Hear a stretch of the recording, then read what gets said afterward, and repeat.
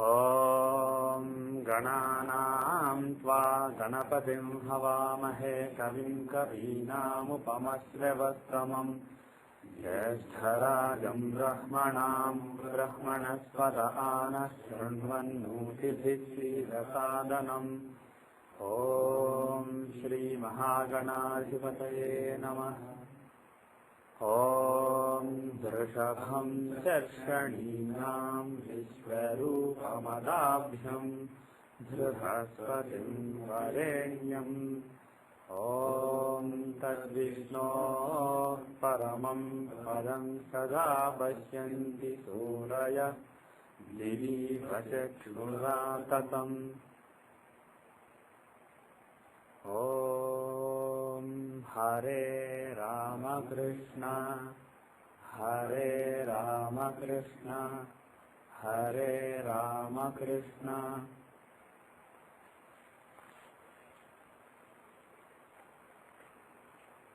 Welcome back to Kiran. Any questions so far?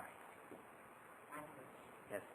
I was just asking you there, if based on my chart, if I want to see the Muhurat for today. What for today? The Muhurat. Like, is it a good day to start something? So I see the moon. Mm-hmm. So I want to see based on this program, how do I track that?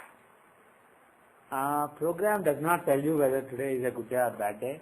It just gives you the parameters that are needed to make a determination of whether it's a good day or bad day. Okay. And you have to basically do it yourself. And secondly, it's not that a particular day is good day, a particular day is bad day. It depends on for what purpose. If you are looking for a muhurta for example, Griha Pravesh, or a muhurta for starting some kind of sadhana, for both, it's not necessary that the same muhurta should be good for both. I will not do muhurtas for now, we will do them later, but you can read a book called Muhurta Electional Astrology. It's a book written by Dr. B.V. Raman. It's one of the best books on Muhurta. And even in my book there is a small section. But that book is a specialized book on Muhurta. And there are some nakshatras that are considered auspicious. Apart from being a good tara for you. Each star, have we covered the Navataras before? We did. Okay, I will briefly cover that.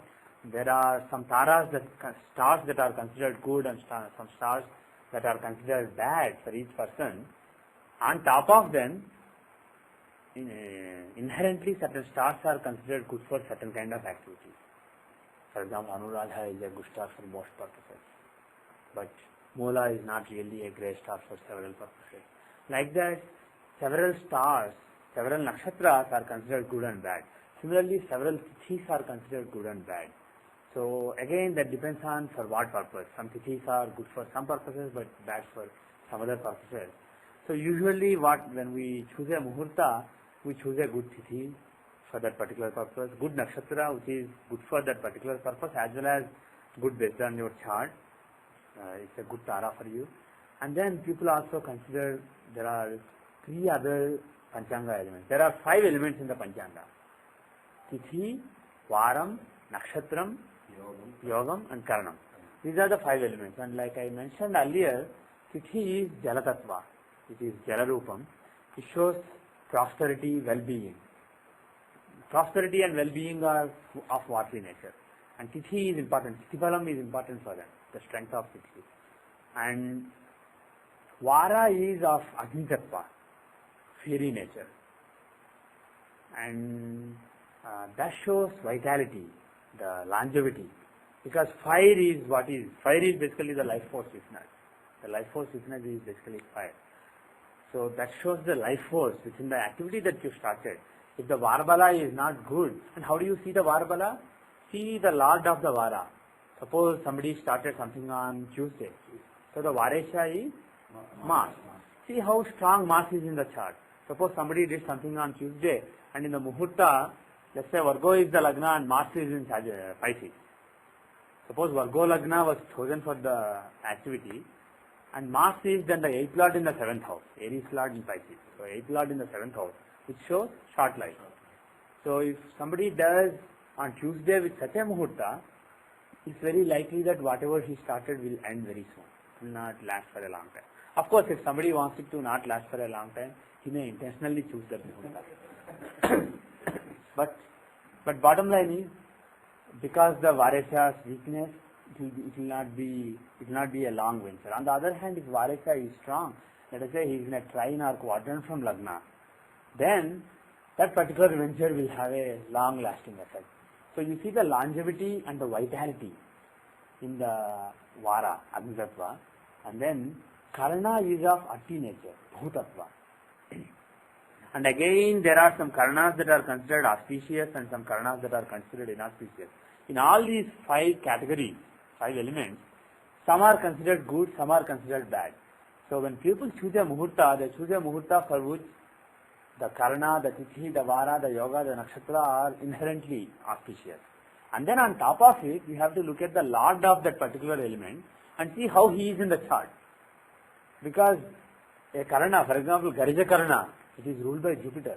In general, it is considered a good Karna.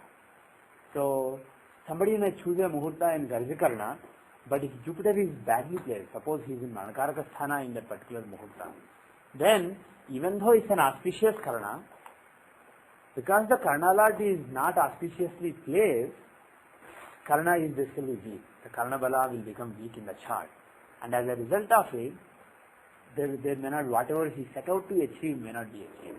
It may be long lasting, but still the actual achievement that he wanted to do, the person wanted to do, may not be done. Ati nature or Bhutattva shows the actual achievement, the accomplishment, what you do, what you get achieved, what the solid thing. Basically, Ati is the solid element. And that shows what is on the ground, what you have done. So if you have a particular goal, you want to achieve that goal, you want to make sure that you leave something behind as a result of that muhurta, the Karna is very important. You have to make sure that Karna Lord is well placed. And let's say Karna Lord is well placed, but Tithi Lord is badly placed. Then you may achieve what you want to achieve, but there may be some uneasiness. You may not have the sense of prosperity or sense of well-being. There may be a lot of discomfort on the way. Ideally, all the 5 elements are supposed to be well placed, but it is really impossible. It's very, very difficult to find the perfect muhurta where all the 5 elements are inherently good and also good in the chart, and also good based on your own chart. That is very, very difficult. Even if Brahaspati comes, he can't find such muhurta every day. So if somebody comes and says, I want a muhurta in the next 2 months, give me a muhurta for Brahaspati, you have to basically decide this is important, this is less important, and then based on it, choose the muhurta. And what are the elements we left out? Nakshatra Yoga. Yoga is of Akasha Tattva, ethery nature. So yoga shows, like ether, it shows what is binding everything together. Akasha is not something that you can clearly perceive. Bhu you can perceive. This computer, for example, is Bhutattva. Any solid material is Bhutattva. Although when I am talking about my feelings, my existence, the Bhu there is slightly different. It is basically something solid. Whether you are talking about physical body or emotions or Atma, whatever you are talking about, any creation is of one of these 5 natures. So, but still, because there are some physical corollaries, physical corresponding elements, examples using which you can understand what is Bhu, what is Jala, what is Vayu, what is Agni, you can get some intuitive feeling of what those 4 elements mean. But when it comes to Akasha, it is so tough to perceive because it is basically nothingness. Akasha is nothing. It is not it is not something that has a specific form. It has no form. It takes the form of whatever it fills. It fills various things. And it is that element which is keeping the other 4 elements together. Otherwise, the Bhu, for example, you take something, if this phone, there is some fire in it, there is some water in it, there is some earth in it, everything is being bound together by the Akasha. And similarly, when it comes to our emotions also, when it comes to various existential parameters, everything exists by means of these 5 elements, and it is Akasha which binds everything together.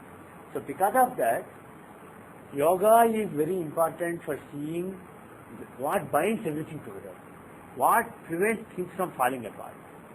So the strength of the yoga is very important for relationships between various people who are holding that organization together. If you have an organization, it is basically that organization is held together by various people and various forces.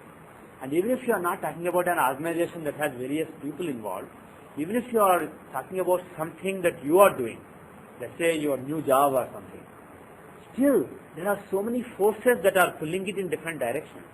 And all those forces have to be kept in unison so that the venture is continuing.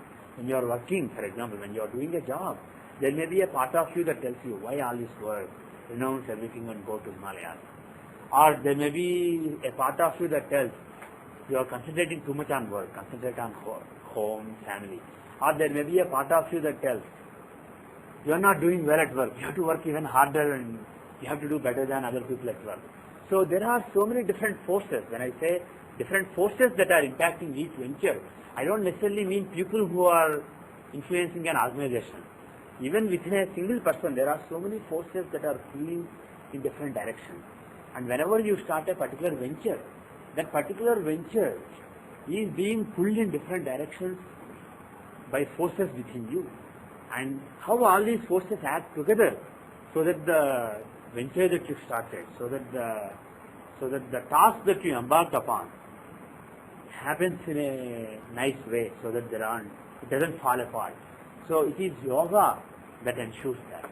So the strength of the yoga is important to ensure that things just don't fall apart. And also, if you are talking about a lot of people, to make sure that all the people are working in harmony. So Akasha shows that harmony, that's the synergy between various forces. And finally, Vayu. What is Vayu? Strength. Vayu is the strength. And also when when Vayu becomes too strong, it can also result in destruction.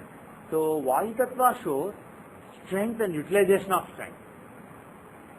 Or on the other hand, it can show weakness and not having strength. So the Vayu Tattva nakshatra is very important for if you are weak, if you don't have the necessary strength to do that particular task that you started at the time of that muhurta, to get the strength, to remove the weakness. Or if you are already strong, you may do something bad and the strength may go away. So all those things are shown by nakshatra. It shows weakness and strength.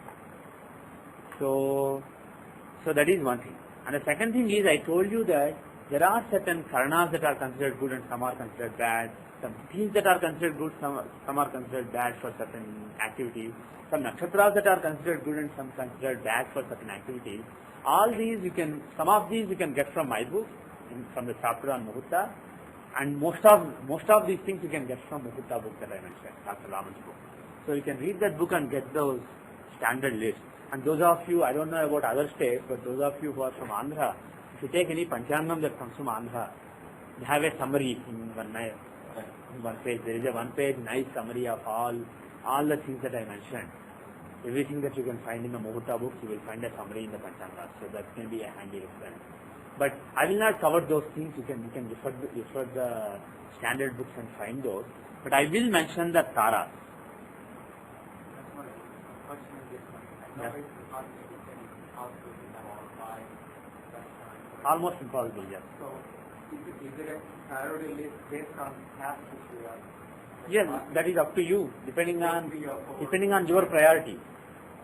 Suppose you are weak and you are not healthy, and you are taking a particular medicine for the first time.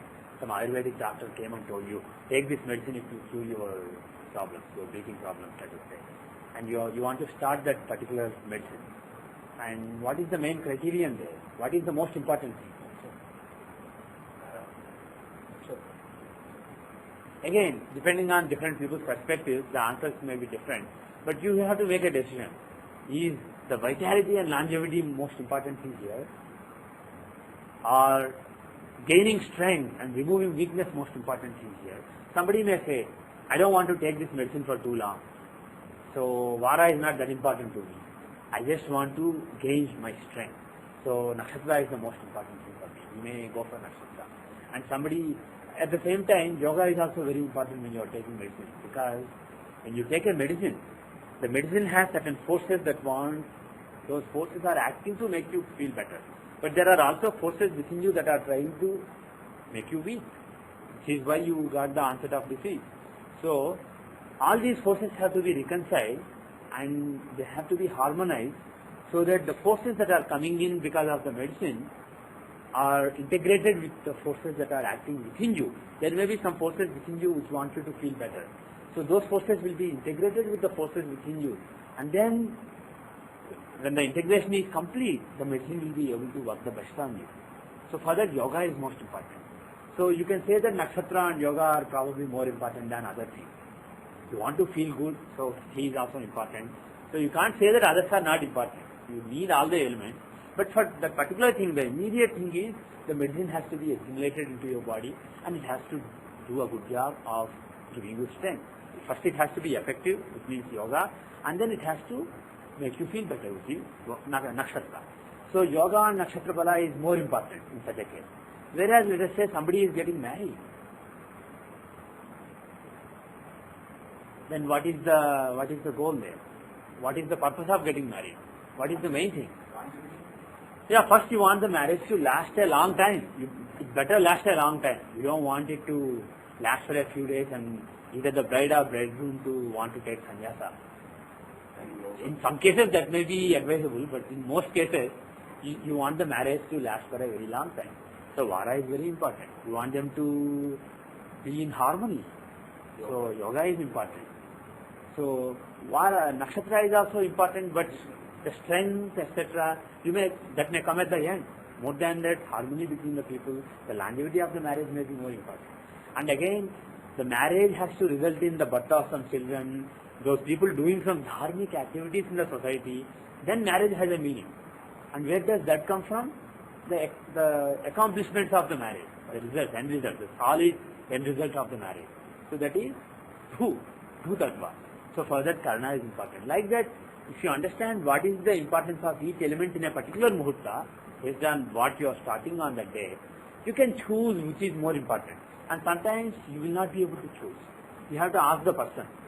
Suppose somebody comes, ask him, do you want to stay in this house for a very long time or very short time? Somebody may say, I just want to stay in this house for 2 years and then I am going back to India for sure. So this house is only for 2 years, somebody may say. So in that case, you don't care about vara. In fact, if the vareja is badly placed in such a muhurta, you may prefer that. So, depending on what the person tells you about what his priorities, what his or her priorities are, based on it you can choose the priority. But again, I'm not suggesting that you can totally mess up with a couple of elements. That's not what I'm suggesting. When I say perfect muhurta is impossible, I mean perfect based on all criteria.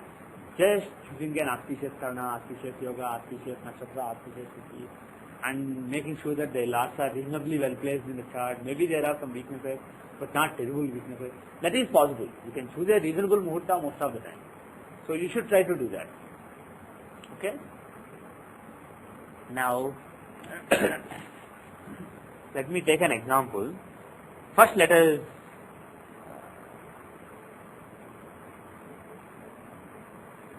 see my chart.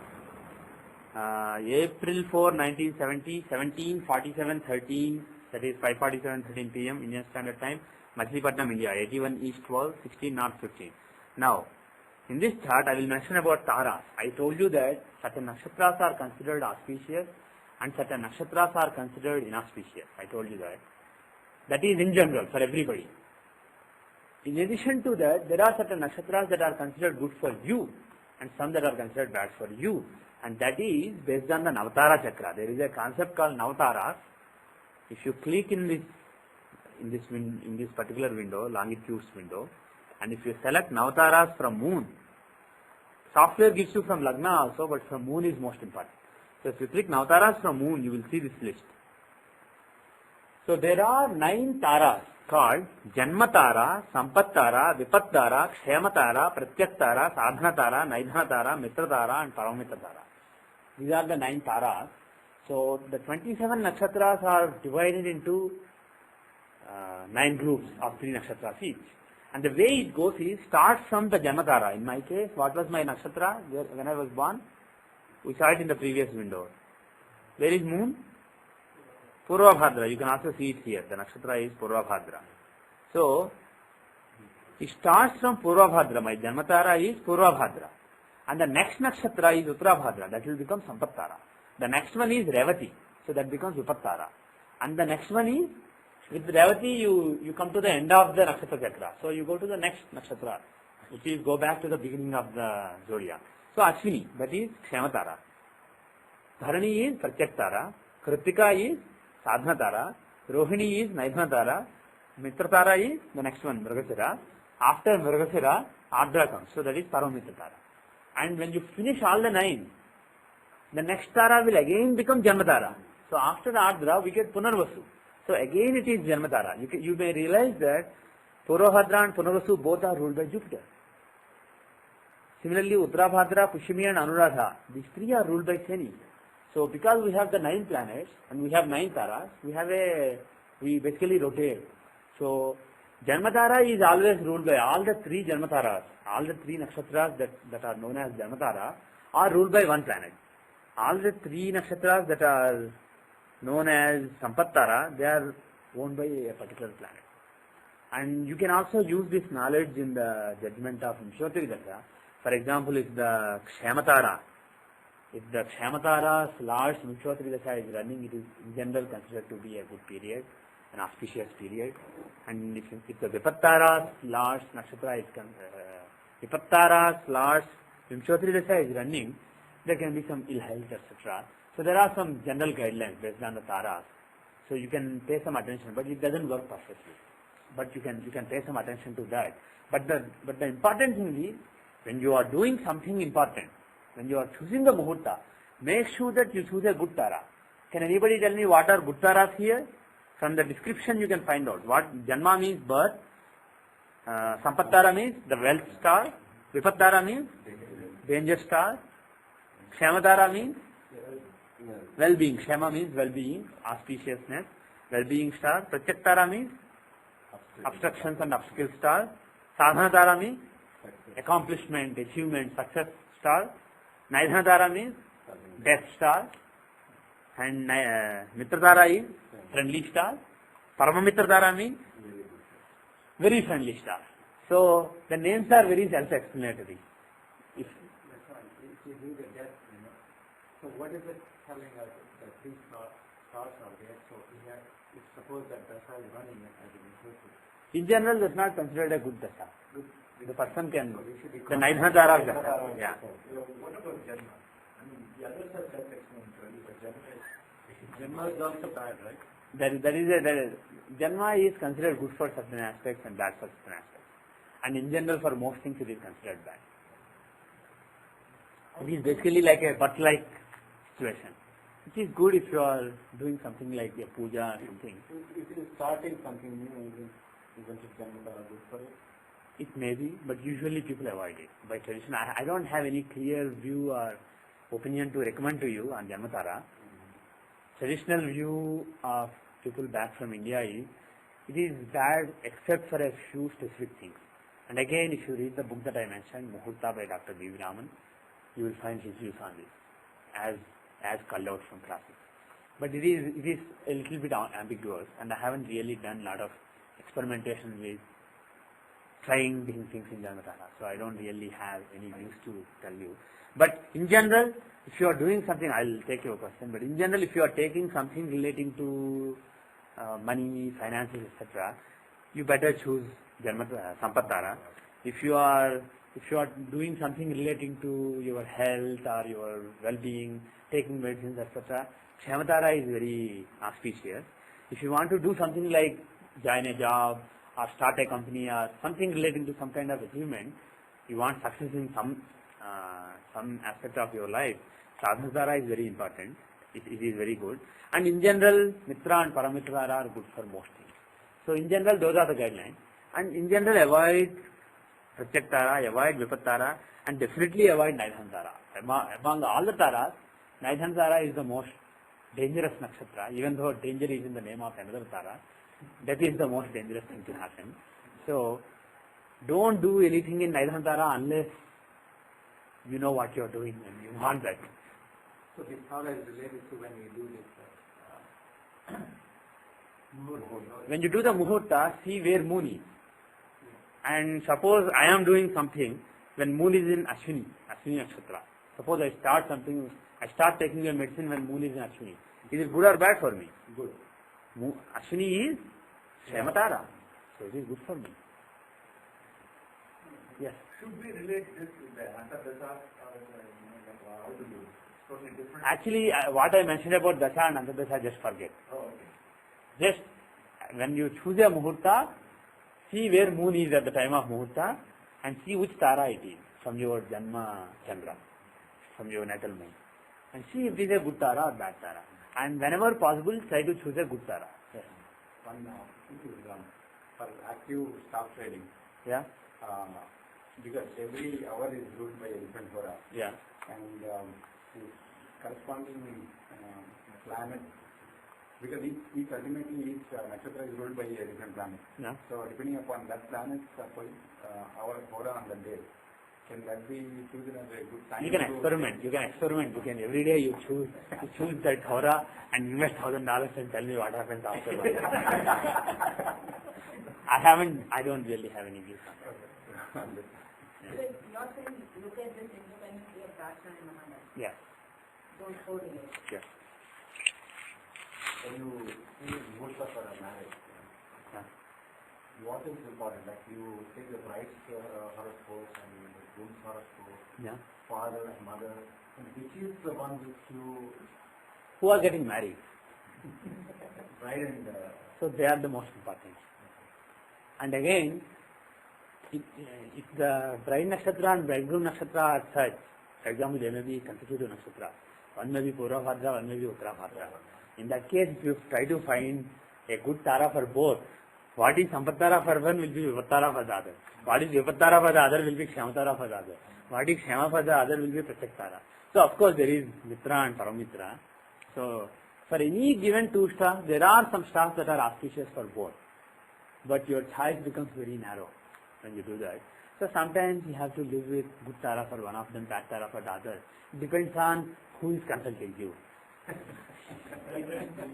Yeah, preference will be given to those people.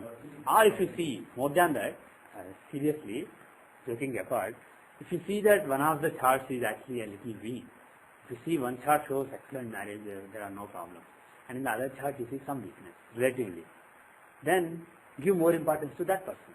When you choose a good Tara, boost that person, so that they are at the same level, so that you get a balance. So basically, all this is about balance. When you choose Muhurtas, etc., it's basically the balancing act. Because, like I said, there's nothing that's called perfect Muhurta. It comes maybe once every few yugas. So, for example, if you read the Panchangas, there are so many bad combinations that are given. This should be avoided, this should be avoided. And sometimes we have no choice but to go with one of them. So, whatever I said, the purity of the 5 Panchanga elements is basically the basic. There are so many other considerations that go into the choice of a Muhurta. So, bottom line is, do the best job that you can do. Do as much balancing as you can do. And then the rest is up to God. We are trying to help. We are not trying to fix everything. We are just trying to help everything. why don't we use Abhijit Muhurta for everything? Yeah, you can do that. You can do that. Some people believe that if you do it in Abhijit Muhurta, then all other doshas are gone. But the thing is, our Puranas do tend to exaggerate a lot. The Akshayopi is one of the favorite alankaras of the classics and scriptures. So, I don't know if this really, it is a perfect statement that exact Abhijit Muhurta. And again, something that is so powerful cannot be very open-ended. It has to be very close-ended. So maybe when you do exact Abhijit Muhurta, the exact time sun is on the cusp of the 10th house, maybe plus or minus 1 second. Maybe if you do that, then the decline is perfect. You definitely will be not touched by any impurity in the Muhurta. But maybe if it's a little away, still some of the impurities may still trouble you. So bottom line is, what I am trying to say is, there is no magic pill. So finally it all comes to your devotion and when the karmas have been experienced, when God wants to bless you, He will bless you. He or she will bless you. So finally, that is the bottom line. But we are trying to help the person. Definitely, instead of doing something in an Ayodhya Tara, if he does it in a better Tara, definitely it will make some difference. Still, there may be some problems because there are some other weaknesses that you did not consider. But it will at least, if you make sure that the elements that you know, the parameters that you know are pure, if you ensure that, the suffering or the drawbacks that come because of the muhurta will be alleviated to a large extent. So that is our goal. And sometimes you have to choose when there are multiple parties involved. It may not be just bride and bridegroom. It may be 5 people together starting a company. So you can't choose a good Tara for all the 5 of them. At least in the case of bride and bridegroom in marriage, you can choose a star that is good for all of them. But if 5 people want to start a company, very unlikely that you will be able to choose a good star for all of them. Everybody may have their own totally different stars. So even if, say, on a particular day the nakshatra wasn't good for all 5 of them, but they started it at Abhijit Mode, you would overrule it is supposed to, but I am not 100% sure. And secondly, even if it is a bad Tara for one of them, if you make sure that the nakshatra lord is well placed in the chart, suppose you chose, let us say you chose Anuradha, ruled by Shani, and Anuradha is Sampat Tara for one of them, Naitham Tara for one of them, etc. But still, if the lord of Anuradha, Shani, is well placed in the chart, it may not be that bad. It may... All the charts are there from you. No. I said in the Muhurta chart. There is only one Muhurta chart.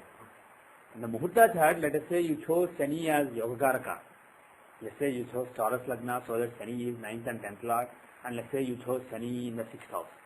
So let's say you chose Taurus Lagna with Shani in Libra. So his Yogakaraka exalted in the 6th house. So there is excellent Shani Bala. So if he is the Nakshatra Lord, the whole venture will get so much strength.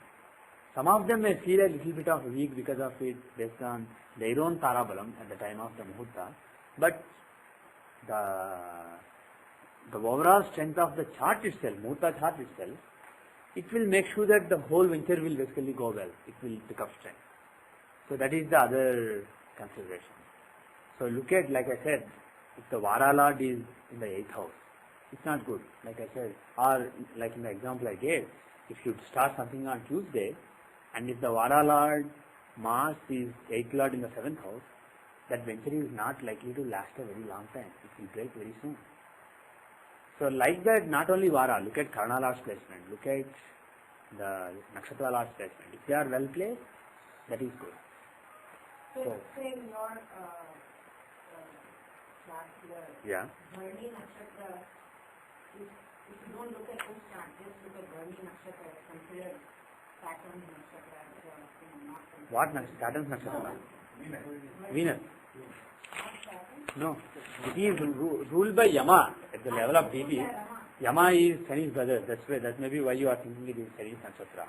And also Shani likes that Nakshatra. So maybe that is. Isn't that considered like a very He is born in Bharani also. strong Nakshatra, like a very... But it is that apart. Bharani is not Shani's Nakshatra. It is Venus Nakshatra. So when you look, if somebody starts something in Bharani Nakshatra, you want to see the strength of Nakshatra Balam, then see how Venus is placed. People have Bharani as a star, they say it is really prosperous. That's the thing. Not Shani. Prosperous. They have a very successful life. People with Bharani as a birth star. Yeah. You will hear good and bad things about every star. Bottom line is, every star sees so many people born. Some very happy, some very sad. So, right. You can't really conclude just based on the star. It is not really very wise. The other thing, Amavasya is a good day to start any venture. Yeah. So all those things are like they came from place to place. Yes. Some parts of India, they have that belief. So, But where I come from, it is considered a terrible city for anything. Where I come from. Yeah. But same thing with solar eclipse. In England, solar eclipse is considered great. That's why big stars got married. Solar eclipse. solar eclipse is like the worst Yeah. country, especially to get married. Yeah. See, all these conventions change from place to place. So, I don't really have an opinion on that, but the bottom line is, Amavasya can be good for somebody. It is not necessarily How is that good for you? what? How would it be good for somebody? If you see what tithi it is for a particular person, for somebody it may be a good tithi. See, you can see here there are special tithi. In the same menu, you can see the special tithi.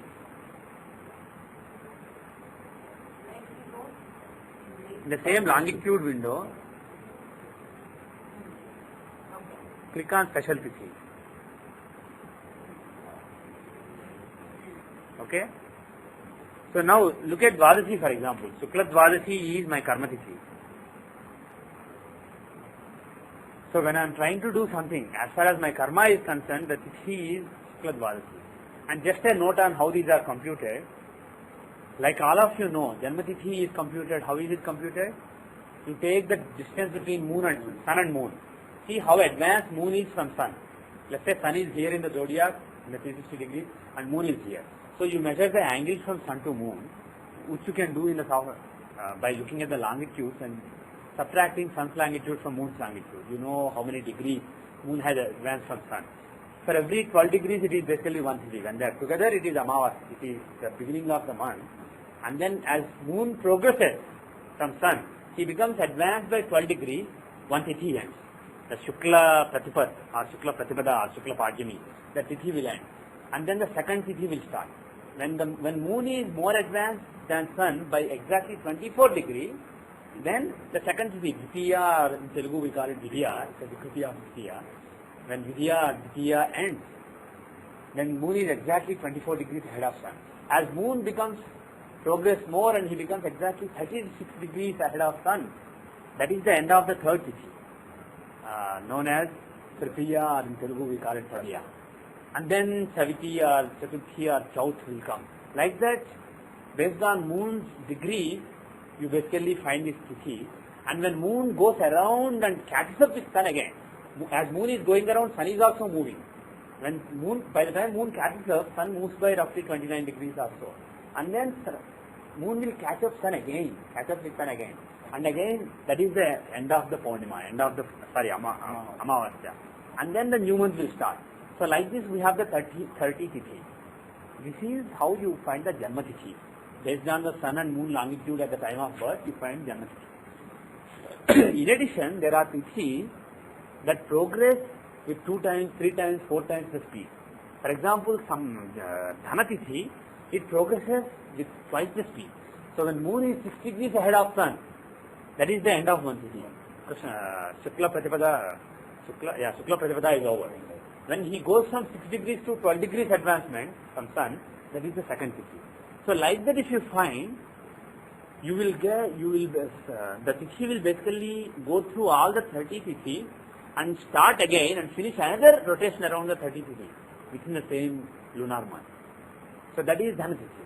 If you want Bhratra tithi or the third tithi or Vikrama tithi, you progress it 3 times. So every tithi is 4 degrees instead of 12 degrees. So this is how you do it. And a simple way to find this would be, do moon minus sun, multiply it with their factors. If you want Jai tithi, for example, 12. If you want Bhagya tithi, for example, 9. So multiply with that factor. Multiply moon minus sun with that factor. And then subtract any multiples of 360. When you have a number from 0 to 360 divided by 12. And then whatever quotient you get, add 1 to it. Suppose you get a quotient of 5. Add 1 to it, you get 6. So that is Shashti.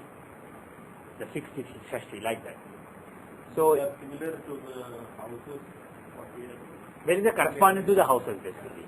There is a correspondence to houses in this tithi. And these are the vital sensitive tithis for various house matters. If you want to see the father or fortune, Bhagya tithi is very vital.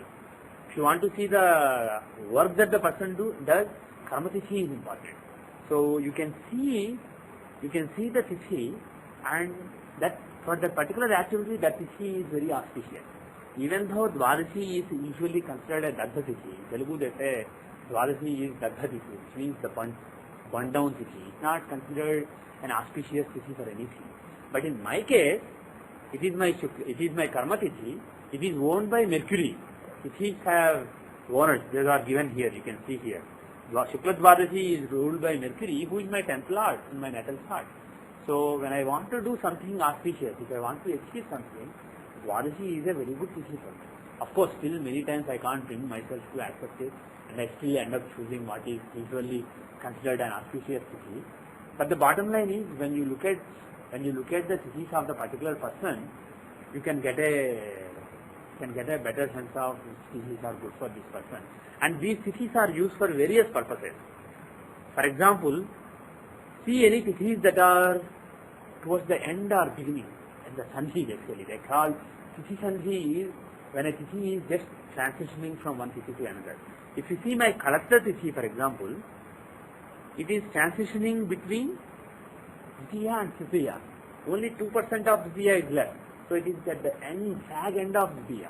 Very soon it's going to end and Tritiya is going to start.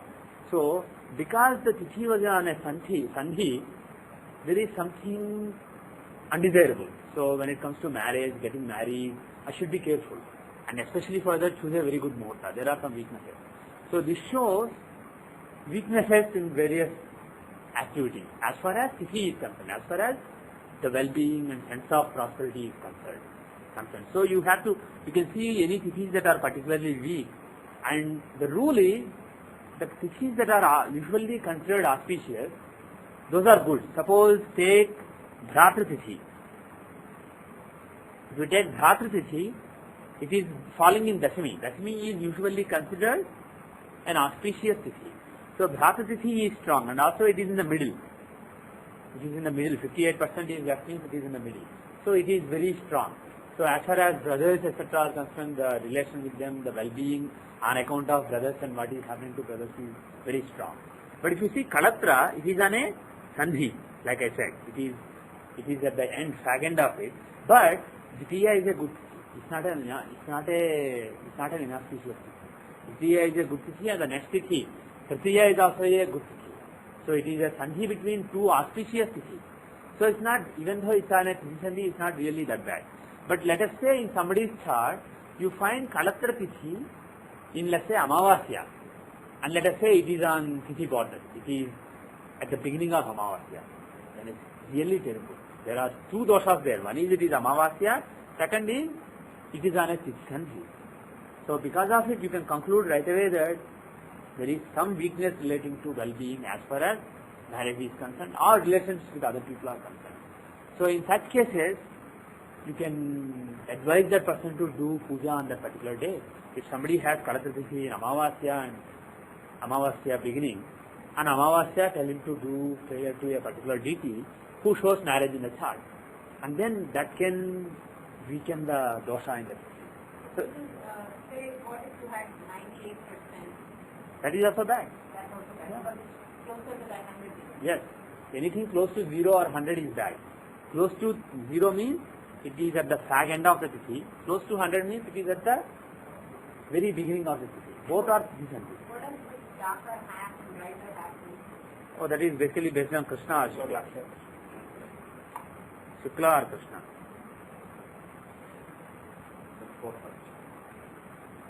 There are some tithis that fall in the darker fortnight, some tithis that fall in the brighter fortnight. If you listen to one of the old lessons, we talked about the Pakshas, so you can find it there. Anyway, so coming back to the discussion on Muhurtas, so there are, when you are choosing a Muhurta for a particular person, you can choose a tithi based on that. So Amavasya may be good for a particular person.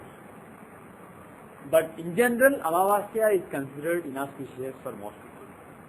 But if you have to do something on an Amavasya, if there is no other way, you have to do it on Amavasya. If you do that, then make sure that Rahu, why Rahu? He is the Lord of Amavasya. So make sure that Rahu is well placed in the chart. The Tithi Lord. Pardon me? On that particular day. He has to be well placed in the chart. Then the dosha in the Tithi will be subsided.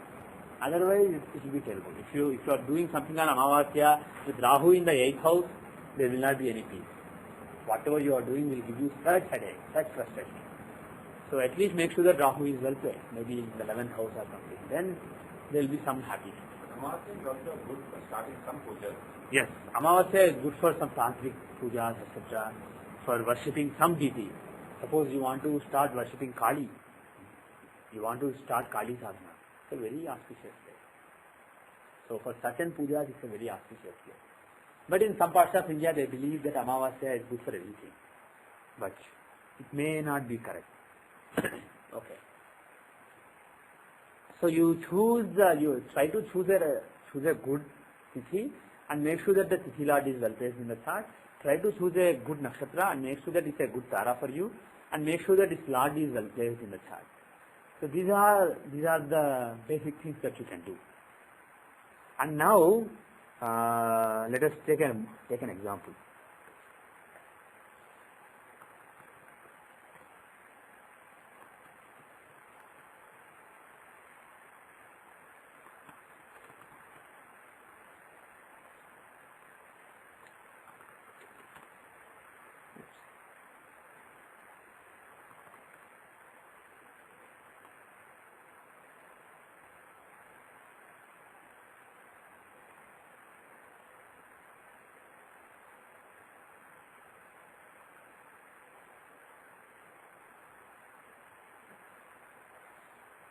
Okay, the data is May 13, 1997,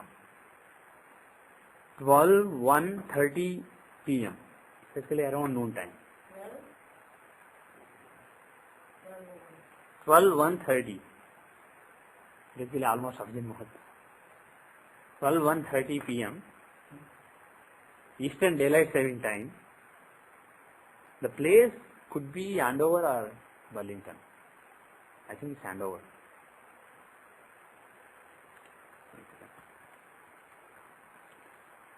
(71:8) Yes, it is Andover. So the place is Andover. I was at work when I did it, etc. Andover, Mass. 71 West 8, 42 North 40. Or we can make it even more perfect. At that time I had only minutes. Software did not have seconds. You can put the correct ones now. 71 8 15, 42 North 39 40, 39 30, 42 degrees 39 minutes 30 seconds North, 71 degrees 8 minutes 15 seconds West. Andover, Massachusetts, USA. What? Yeah. So this was the muhurta when I started writing my book, Vedic Astrology and Integrated Approach book. I started writing this book at this muhurta. Yeah, then who cares? So I chose a muhurta at which time I would be at office. So basically, I think I started this at office.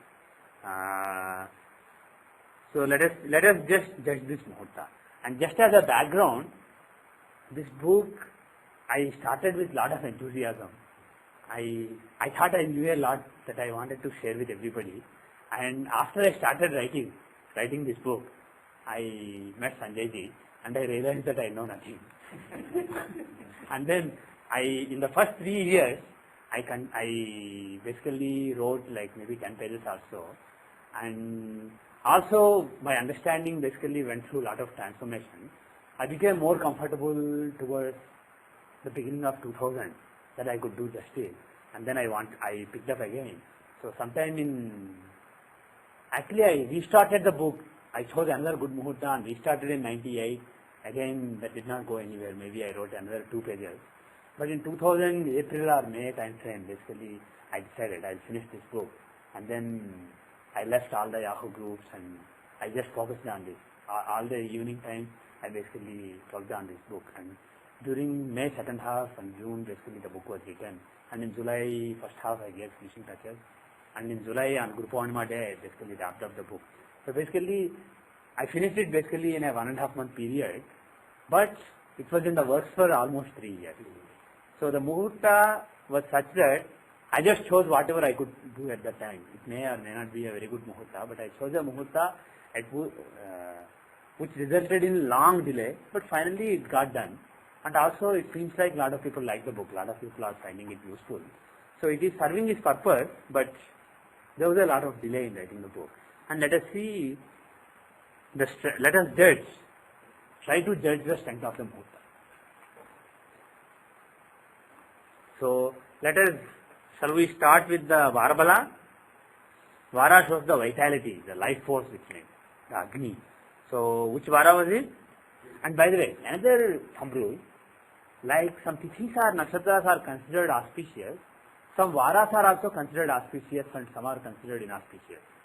Usually people believe that Wednesday, Thursday, Friday are auspicious Varas for many things. Saturday, Tuesday and sometimes even Sunday are considered inauspicious. That is simply because Sun, Mars and Saturn are malefic planets, Mercury, Venus and Jupiter are benefic planets. That is the basic reason why people say that this is good Vara and this is bad Vara. You can try to pay attention to it, but in my judgment, it is less important. Mars may be the best planet for you. He may be your Lagna Lord. And when you are doing something for your health, maybe Tuesday is the best day for you. So don't go by, at least in the case of Vara, my belief is don't go by those thumb rules and make sure that it is a good Vara based on your chart. The planet who rules that Vara is a good planet in your chart, he is a benefic, functional benefit in your chart. And also ensure that the Lord of that Vara is well placed in the chart. That is more important. So if you have to do something on a Saturday, usually if you go to somebody who goes by thumb rules, they will not give you a muhurta on Saturday or Tuesday. They will say that those are bad days. But in my judgment, give it less important. It's not as important. If you can do justice to that principle also, do it. But that should be at the bottom of your list. Anyway, the Vara Lord is Mars. So how is he placed here? He is, first of all, is he a good planet or bad planet in this chart? Is he a Maraka or something? He is a Yoga Karaka. He is the 5th and 10th Lord. So, as far as the life force, the fire within is concerned, that is conducive to the 5th house and 10th house matters. What does 5th house show? Scholarship, knowledge, etc. 10th house shows karma, doing something for the society. So, as far as using the life force within me, using the fire within me is considered, it is being directed in the right direction. So, he is basically a good planet with good agenda. But how is he placed? Is Mars well placed? His agenda is good, but is he well placed? Is second house a good placement for Mars or bad? Just a clear and honest answer. Bad. For Mars, what are the good houses? For Mars, 3, 6, 11 are in general good houses. And even if he is in a Kendra or Kona, it's not that bad here. As Mars, it is bad, but as the Vara Lord, it is not bad. But he is in the second house. What is second house? It is the Marakasthana. Second house is the Vyaya from third house. Mars is the Karaka for third house. Third house of initiative. See, fire, when you talk about fire and vitality, the life force, we are also talking about the initiative, the energy to finish it, the drive. And we are talking about the third house. And Mars is the Karaka for it, but unfortunately he is in Vyaya from it. And that house being a house of death, Mars in the second house, Varesha in the second house, is not conducive to using the life force well. The intention may be good because Mars has good agenda, but because he is not well placed, any malefic in the second house becomes Marka. That is what Parashara said. Malefics in the second house are Marka. So he is actually a Marka. So it is even, if you have Varesha as Mars and in the second house, it is even, note the afflictions on him. He is with Mandi and Gurika. Mars is with Mandi and Gurika. So he is afflicted, he is quite afflicted. So because of that, the life force, the drive will be actually very weak. It may be almost dying. So when something is started at such a time, the fire will be basically missing. Originally there was fire, but later I thought, that was the point. I don't really have to write this book. I am not really knowledgeable enough to write what I decided to write. So it basically got slowed down. I became lethargic. I lost the fire. So that is because the Vara Lord is not very strong. And then the next, let us look at, after Vara, let us look at the, what do we want to look at? Nakshatra, okay. Nakshatra, what is the nakshatra? Ashlesha. The nakshatra is Ashlesha. Is it a good nakshatra for me? Anybody remembers? Without going back to my chart.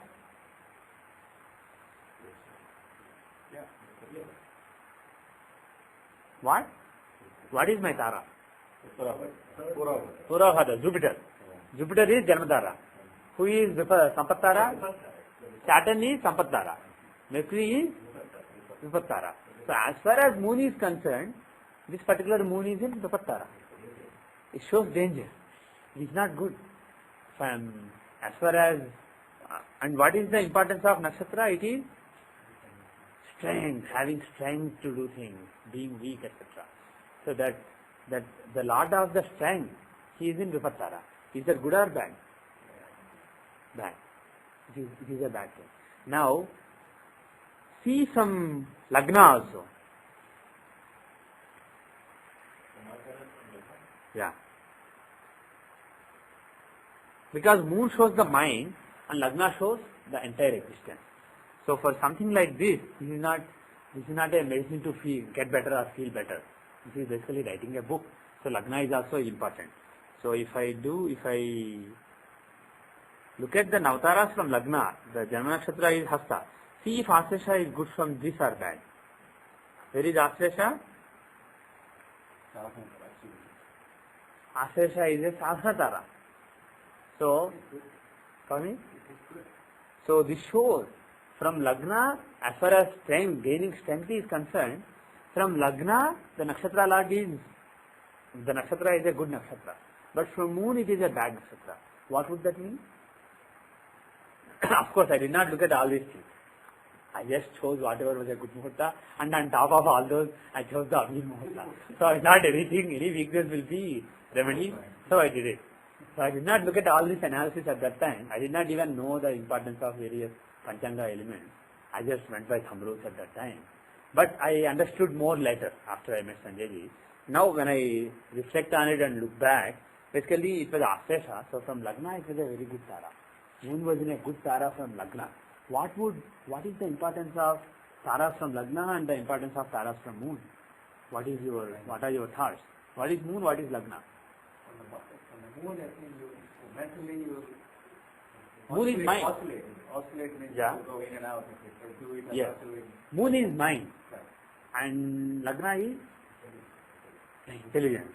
Lagna is basically the essence of your being and also your intelligence. So when you are talking about Dhishakti, etc.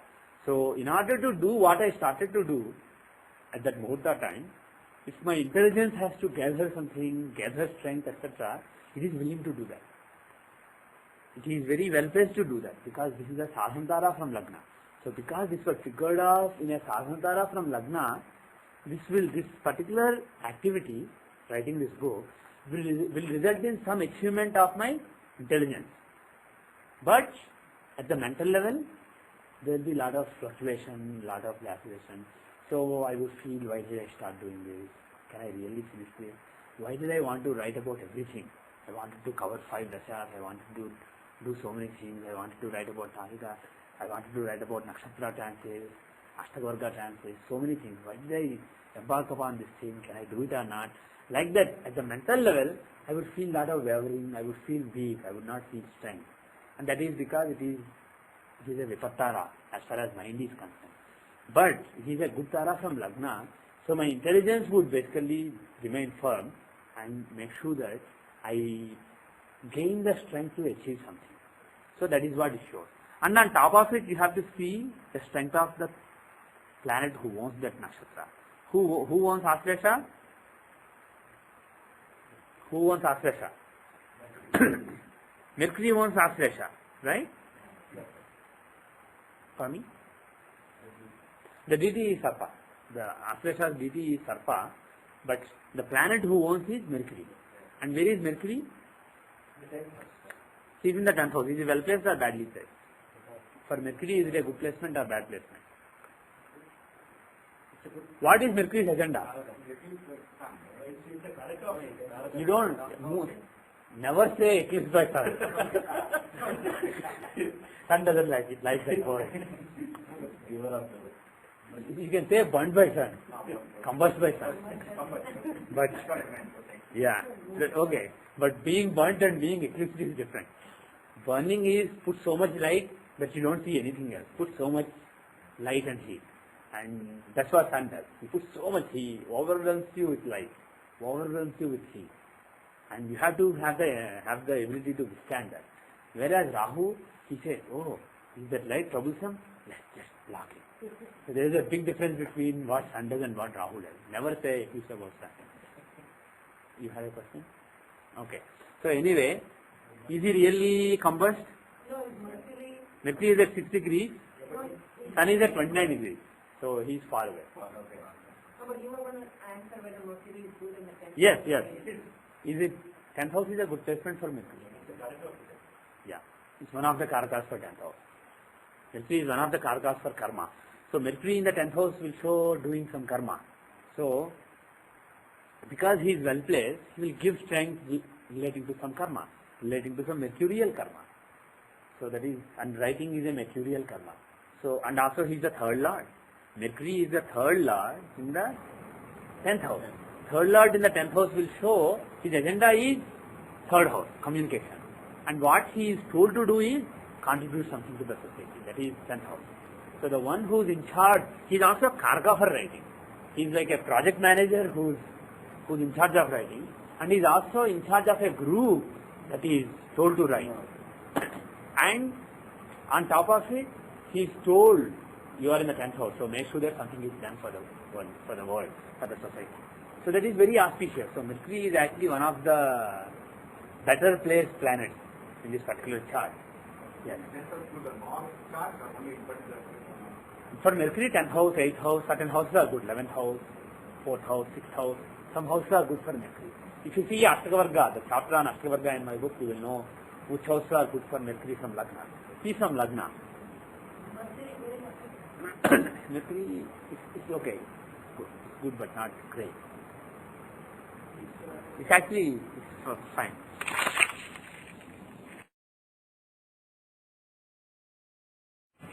So, as far as Nakshatra Balam is concerned, there are some weak indications for moon, for mind, but otherwise there will be strength that will be gained, and from the point of view of gaining the strength needed to finish this project, the indications are very strong.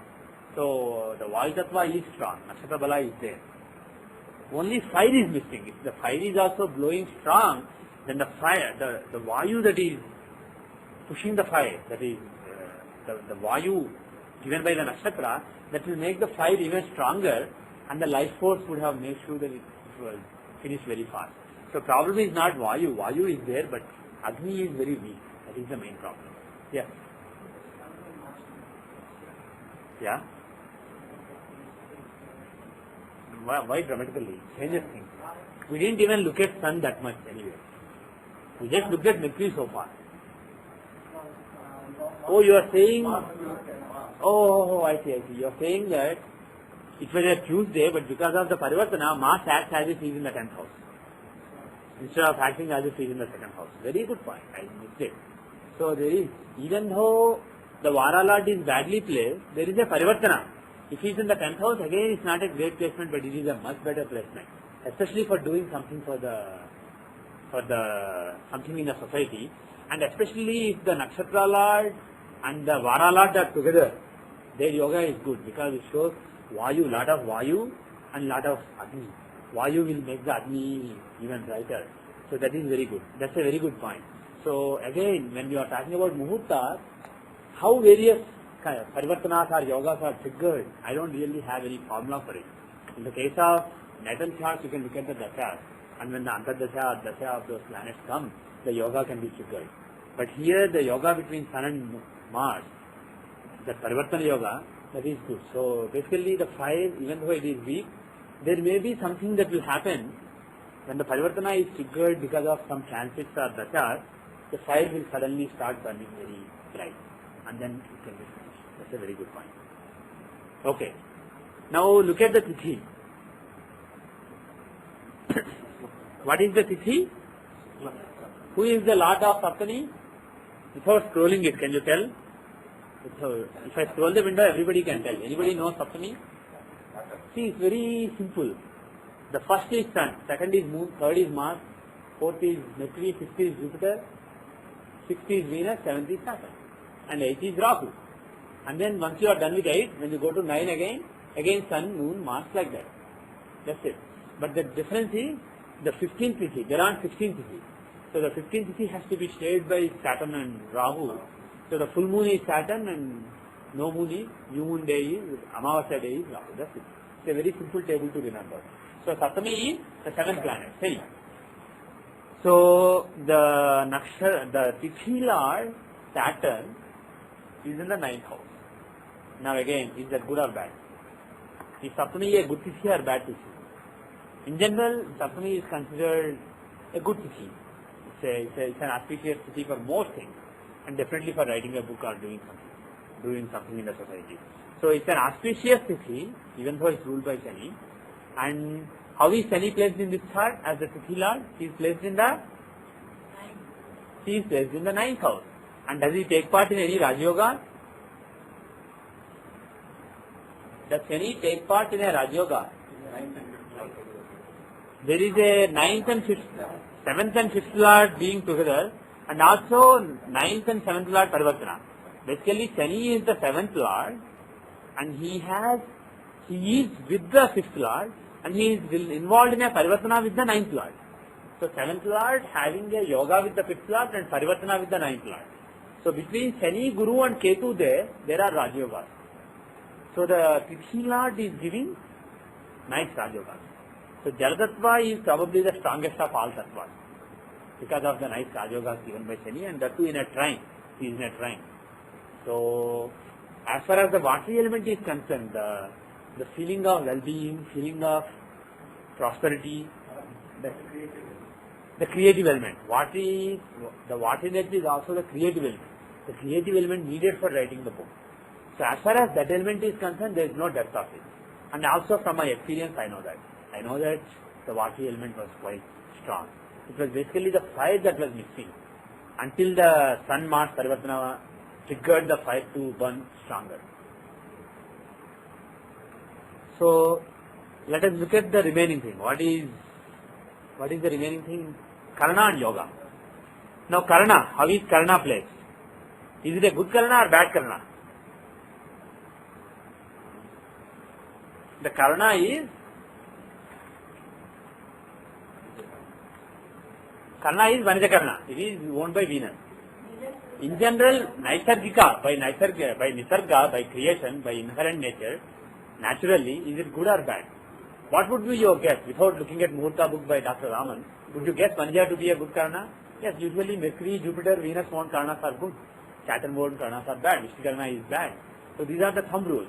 So based on the thumb rule, Vanija Karna is a good Karna. And secondly, in my chart, what is Venus agenda? Because Venus is the ruler, to see if it is a good Karna for me or not, see the agenda of Venus in my chart and in my natal chart. And what Sanjay ji teaches is, when you are looking at the Karna, Lagna is less important. The Lagna Lord is more important because you are talking about achieving something, and the Paka, the intelligence, is more important than the overall being. So see the placement from Lagna Lord, see if he is well placed or badly placed. Now, let's go to my chart. In my chart, from Pakalagna, how is Venus? My Pakalagna, my Mercury, my Lagna Lord Mercury is in Aries. So Aries is my Pakalagna in my natal chart.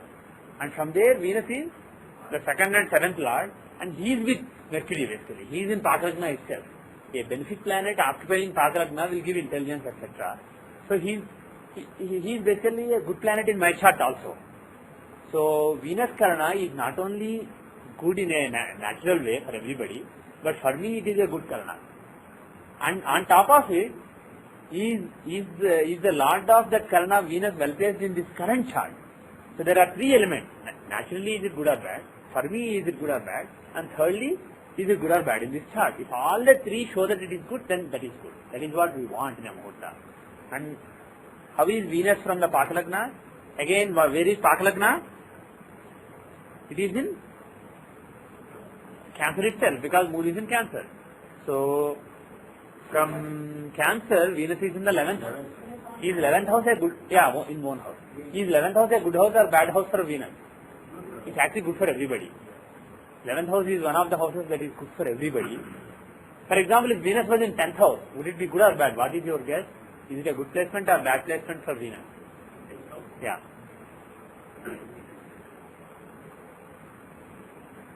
This is actually considered bad placement. Like I said, if you read the Ashtavarga chapter, see what are the houses from Lagna good for various planets, and what are the houses from Moon that are good for various planets, you will know the good and bad placement. But bottom line is 11th house is almost always a good, I think always a good placement for any planet from Lagna and also from Moon. So as far as Karna is concerned, Venus is very well placed. So something will be done. Based on this, you can conclude that something will be done in this Muhurta. When something is started in this Muhurta, even if fire is burning low, even if air is blowing very weak, even if the creative element, the Vati element is missing, still finally something will get done. Something will get done. So that is what you can conclude. Karna is really strong.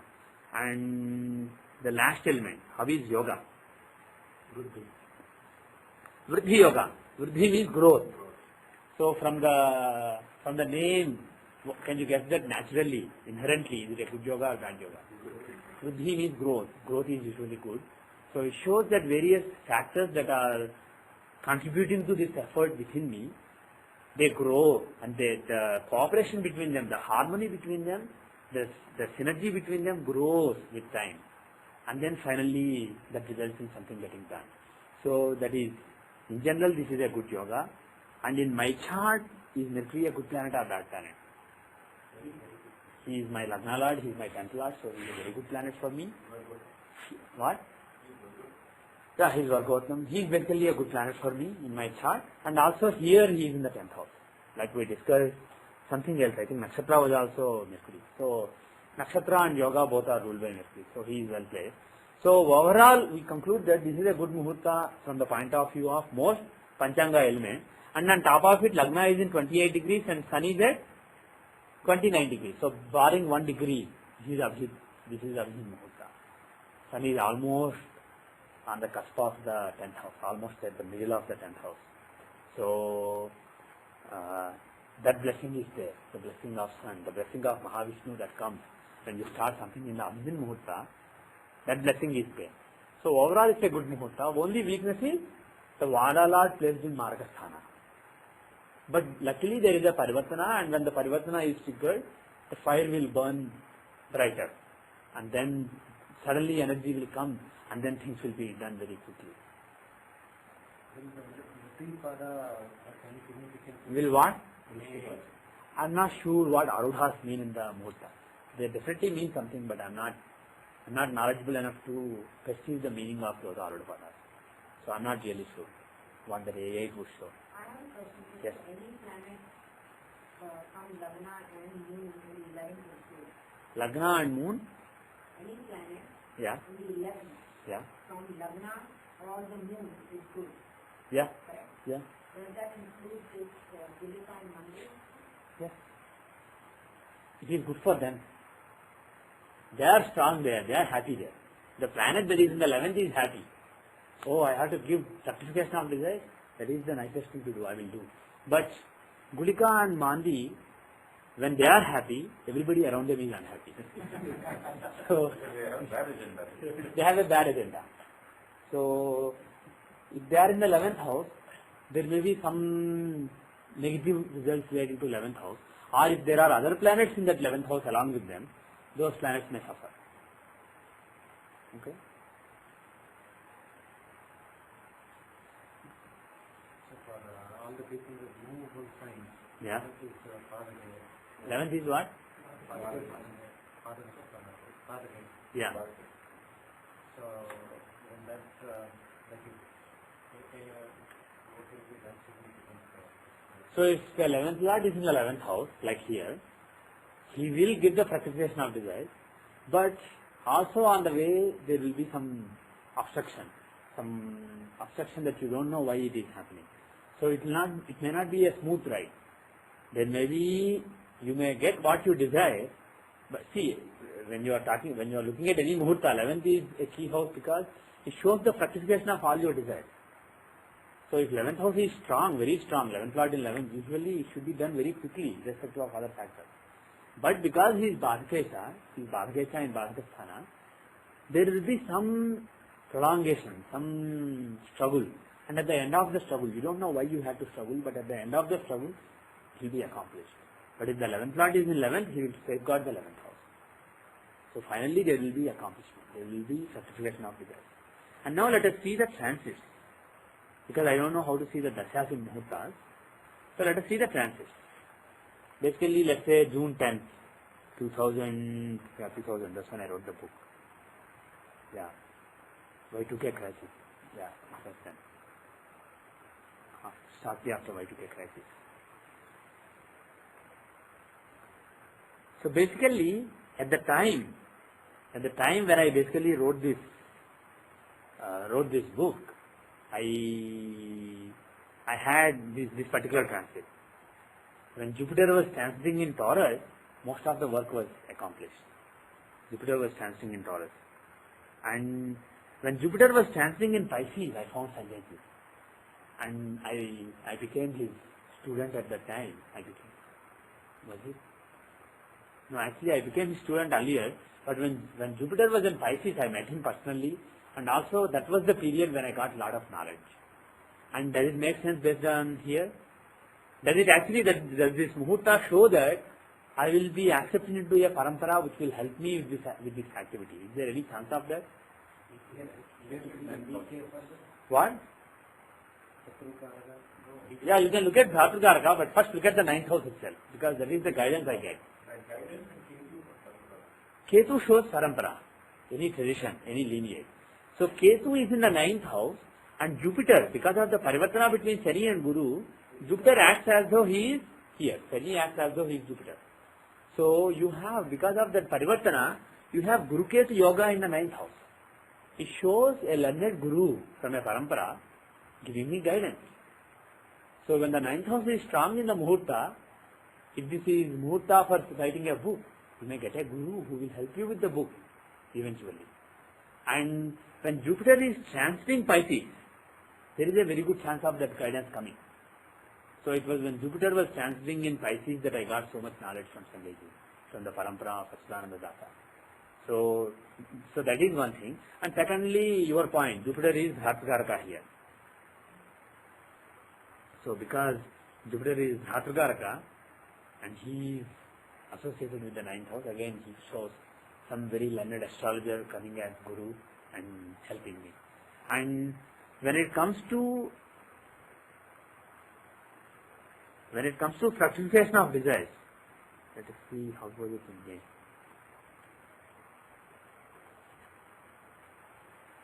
Oh yeah. Jupiter changed sign. Yes. Now it makes more sense.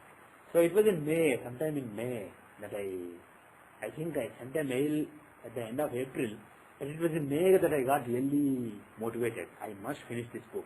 It cannot go on for years. I will finish this book this year, I decided. And I started seriously writing around May 10th or May 15th. Basically, second half of May was the time when I wrote most of the book, the second half of May.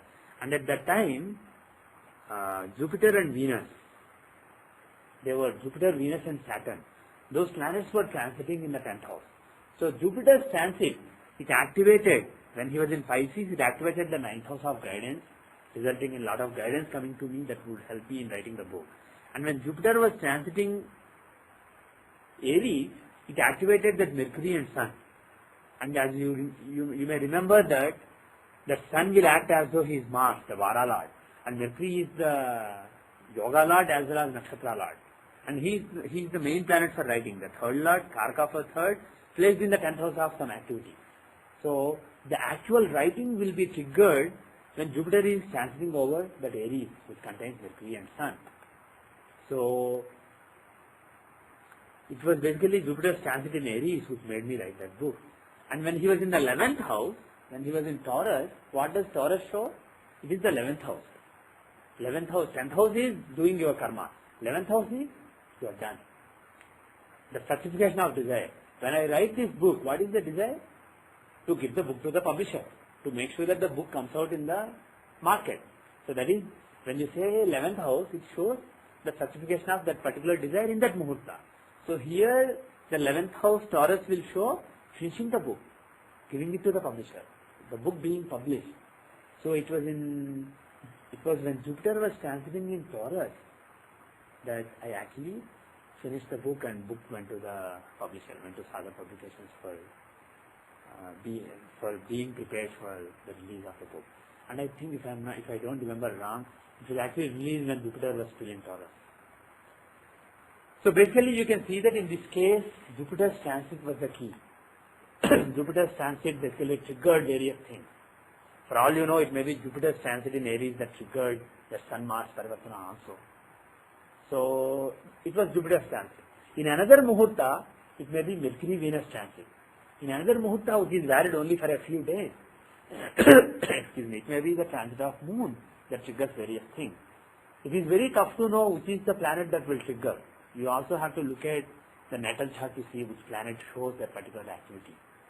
If you see my case, for example, in my D24, my chart of learning, Jupiter is in the 10th house of doing something for the society relating to knowledge. So Jupiter's transit may have been very important because of that. In somebody else's case, it may be something else. So look at, and also based on the Muhurta, you know whether this will take years or it will take months or it will take weeks, depending on how strong the fire is, the Vayu is in the chart. So when you look at a Muhurta, if you want to see what will happen after the Muhurta, if basically the Muhurta is strong and you know that it's going to happen, whatever you indicated is going to happen, look at the chances for the next few weeks or months or years. And based on that, you can conclude when important breakthroughs in that particular activity are likely to happen. Okay? As another example, let me just take my marriage. This is a muhurta chosen by my father, so let us not judge the Varabala, Tigrivala, Nakshatabala, etc. So I will just assume that he knew what was good and he did it. So I will not do all that analysis, but let me just look at the transits, etc. based on this muhurta.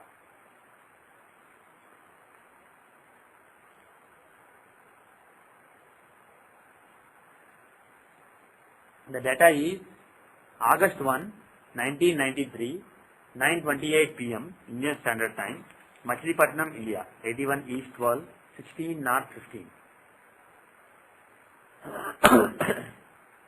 Okay. Now, if we want to see when somebody is married, one of the main purposes of marriage is, what is one of the main purposes of marriage? Uphold the dharma. And another important thing, parampara. What is the parampara you are talking about in marriage? Children. So when somebody is married, getting children is a very important event, right? Pardon me?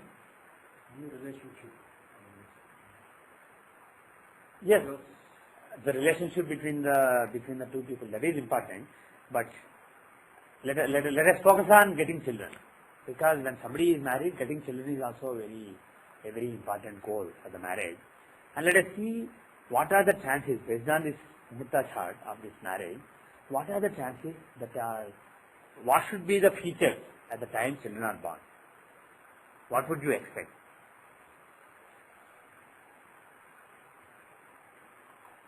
If you want, I can show you the Saptamsha, or I can show you the Navamsha.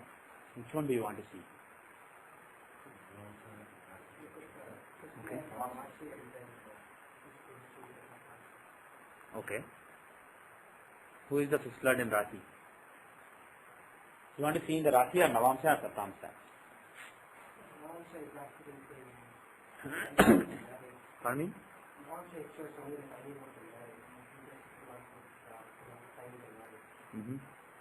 Which chart will show children in natal chart? Let us for now assume that the same classification will work in the Muhurta charts also. and let us say Navamsha will show the relationship, and let us say Saptamsha will show children. Okay? Who are the important planets here in this Saptamsha? If you expect Jupiter transiting the 5th house will give a child, etc., it won't work so in such a very simplistic way. All you can conclude, because this is just Muhurta, this is not a natal chart. But what you can conclude is, at the time of this Muhurta, which are the planets blessing certain things, which are the planets obstructing certain things, etc. you can see.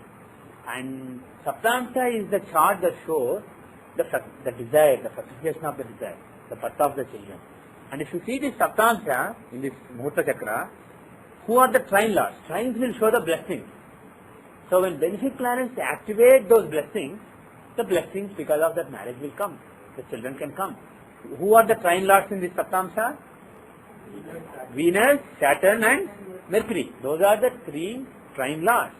And overall, do you see them placed well, or do you see strength in this Saptamsha chart?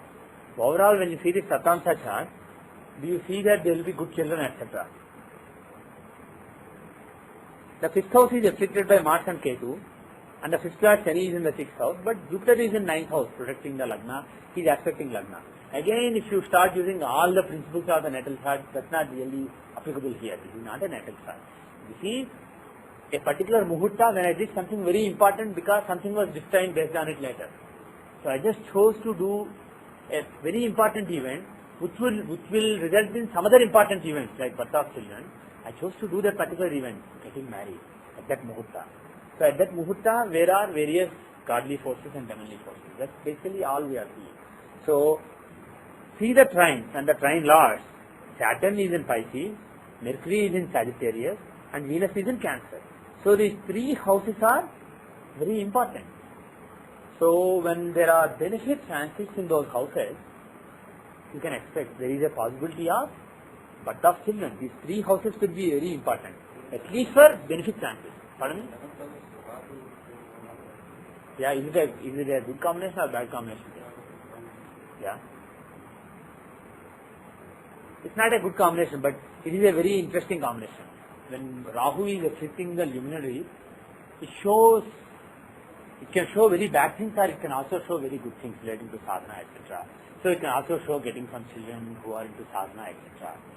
That can also be shown by Leo. But let us ignore that. Let us just focus on the fruits, the blessings of God. So when my marriage was taking place, at that Muhurta, as far as childbirth is concerned, getting children, getting progeny is concerned, the blessings of gods were situated in Sagittarius, Pisces and Cancer. So these are the houses. Now let me show you the charts of my children.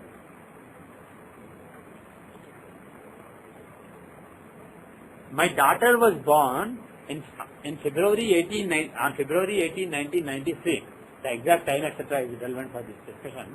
On that day, when you make the chart, you will see that Jupiter, the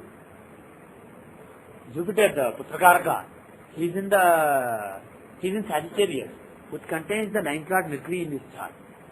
And Venus and Shani and Ketu, those 3 planets giving Tapasya Yoga, those are in Pisces. So basically 2 benefits. Jupiter and Venus are activating Sagittarius and Pisces.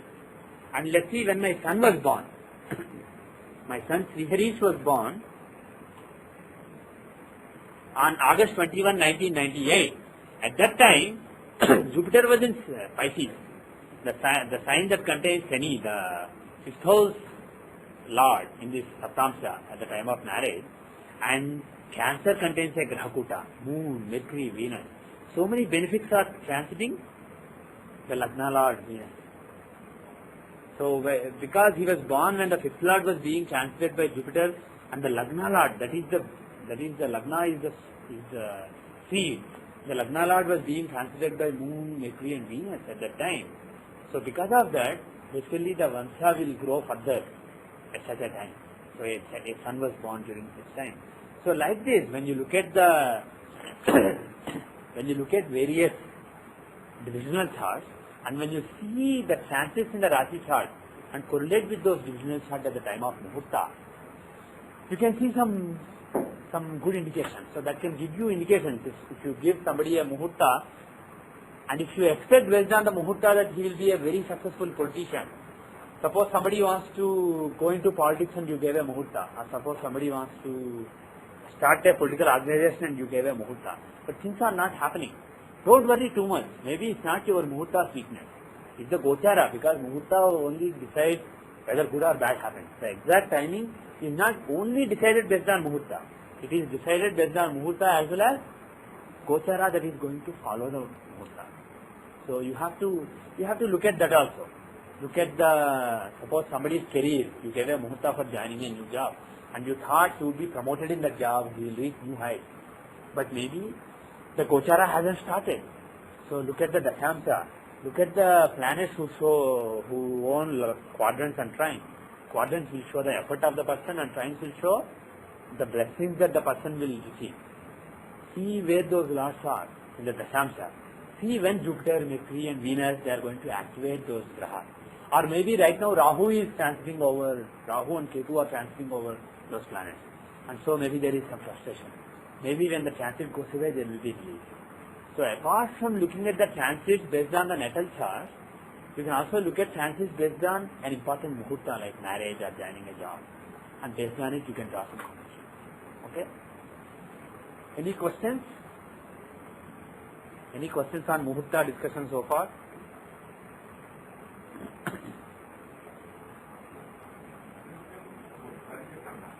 I said what? Garija Karna. It's just name of a Karna. Like Ashwesha Nakshatra, Magha Nakshatra, you have Garija Karna, Vanija Karna, Vishti Karna, etc. These are names of Karna. And how many are there, how to compute them, how to find them? There are two ways. One is use Jagannath Hora, you will know. Second is read Muhurta book by Dr. B.V. Raman. Or you can also, I don't know if I mentioned the last in that book, but eventually there will be a book that teaches them. But Muhurta may have. So it will definitely have the combination of Karnas. I don't know if it gives the lots of Karnas.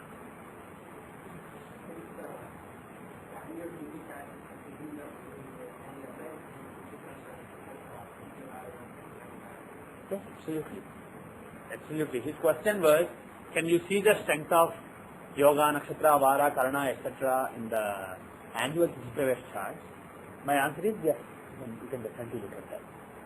But the Hora Lord is like the king. And these 5 planets, 5 Panchanga elements lords, they are in charge of various branches. The branch of happiness, the creative element, the branch of strength, the branch of fire, etc. So there are 5 different branches. And these lords of the Panchanga elements are ruling over those different departments. And Hora Lord is the king.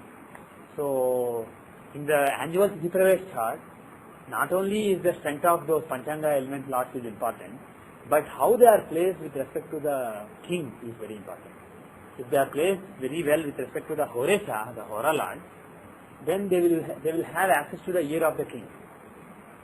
They can go and tell the king, why don't we do this? They can whisper in the ears of the king, and they will get attention from the king. So things will be done.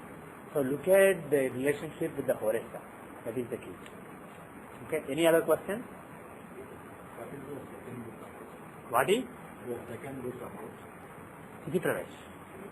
So recently I started again, I started focusing on Tithi Pravesh. Still it hasn't reached the full throttle. But very soon I think it will reach full throttle, and maybe another month or so the book should be done. So this book is about Tithi Pravesh. And Sanjay ji, he decided not to put any pressure on me. He said this will be a very important book, this will be your best contribution. This will be remembered long after you. No pressure. Take it easy and right.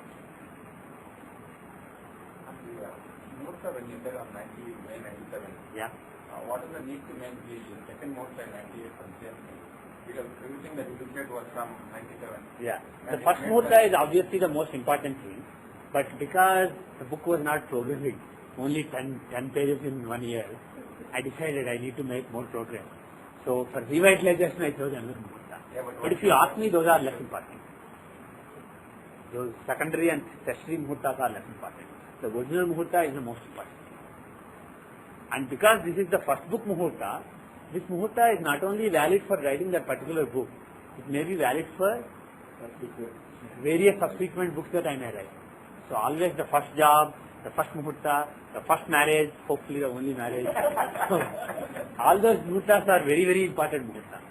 So you should pay a lot of attention to those muhurtas. The definition of Abhijan Muhurta is sun in the 10th house. Yeah.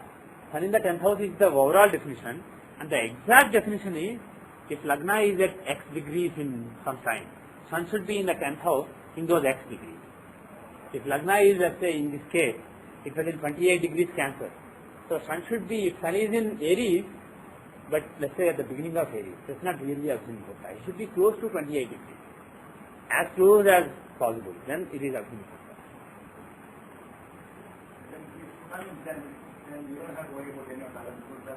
That's what people say, but I suggest still worry.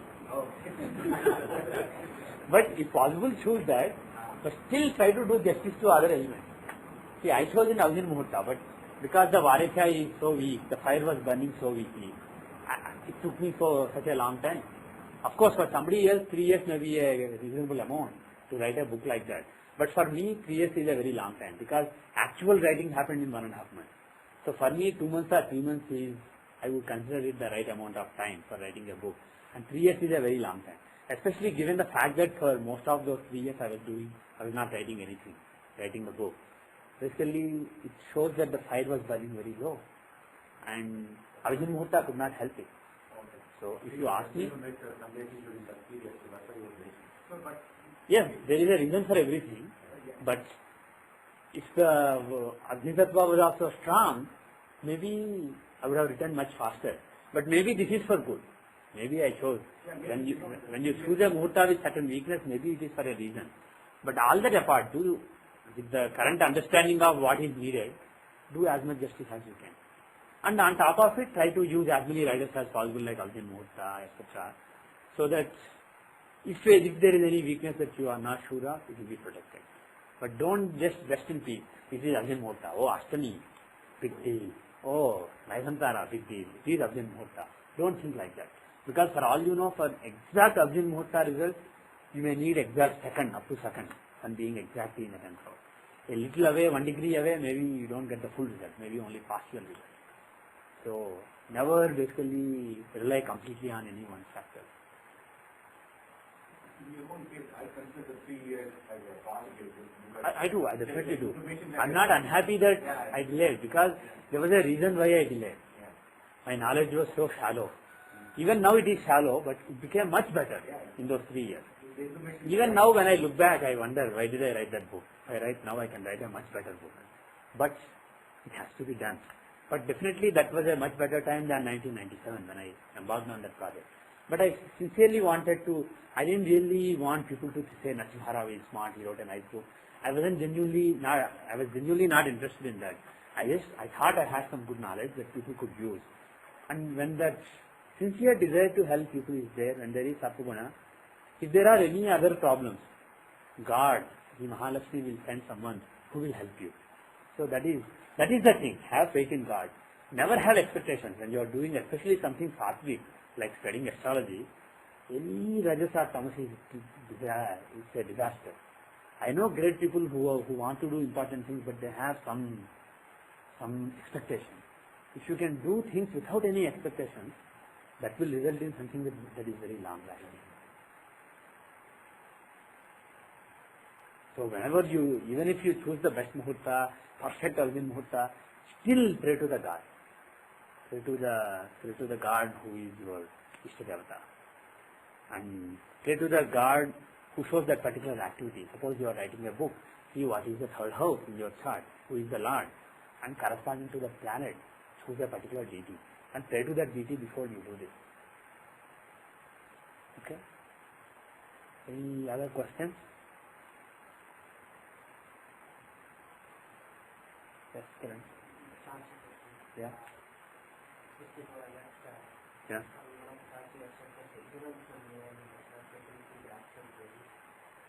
11th from? Yeah. Oh, you are talking about something a few months back. Okay, go ahead. 11th from AL, yeah. Mm-hmm. whatever his personal style and he has experience and influence and he can't figure out the combination. What do you mean combination? Particularly this is such a sense Yeah. unknown and sun unknown. When both the planets are in their house, what kind of stuff you don't really get any. Sun can show so many things like politics, power dealer, dealing with power basically, doctor, etc., physicist. So many things are possible based on sun. Mercury can show a mathematician, analyst, philosopher, logician, then trader, software engineer, similar things, programmer. So there are different possibilities. Okay, so what is it? Do you have the data? Okay, bring the data in the next class. We'll see the chart. Sometimes you just have to take the signification of the planet and say anything more than something that indicates certain motivation. You cannot difficult to accurately pinpoint or even between either Yes, especially if you are just looking at 11th from Arudha Lagna, it's tough to pinpoint that. It shows his gains will come because of intelligence. Whatever he is doing, he may be doing it with intelligence and gains may be coming because of it. Or whatever he does, he may be doing with certain authority. There may be some charm and authority in the person. And that may be resulting in a lot of gains.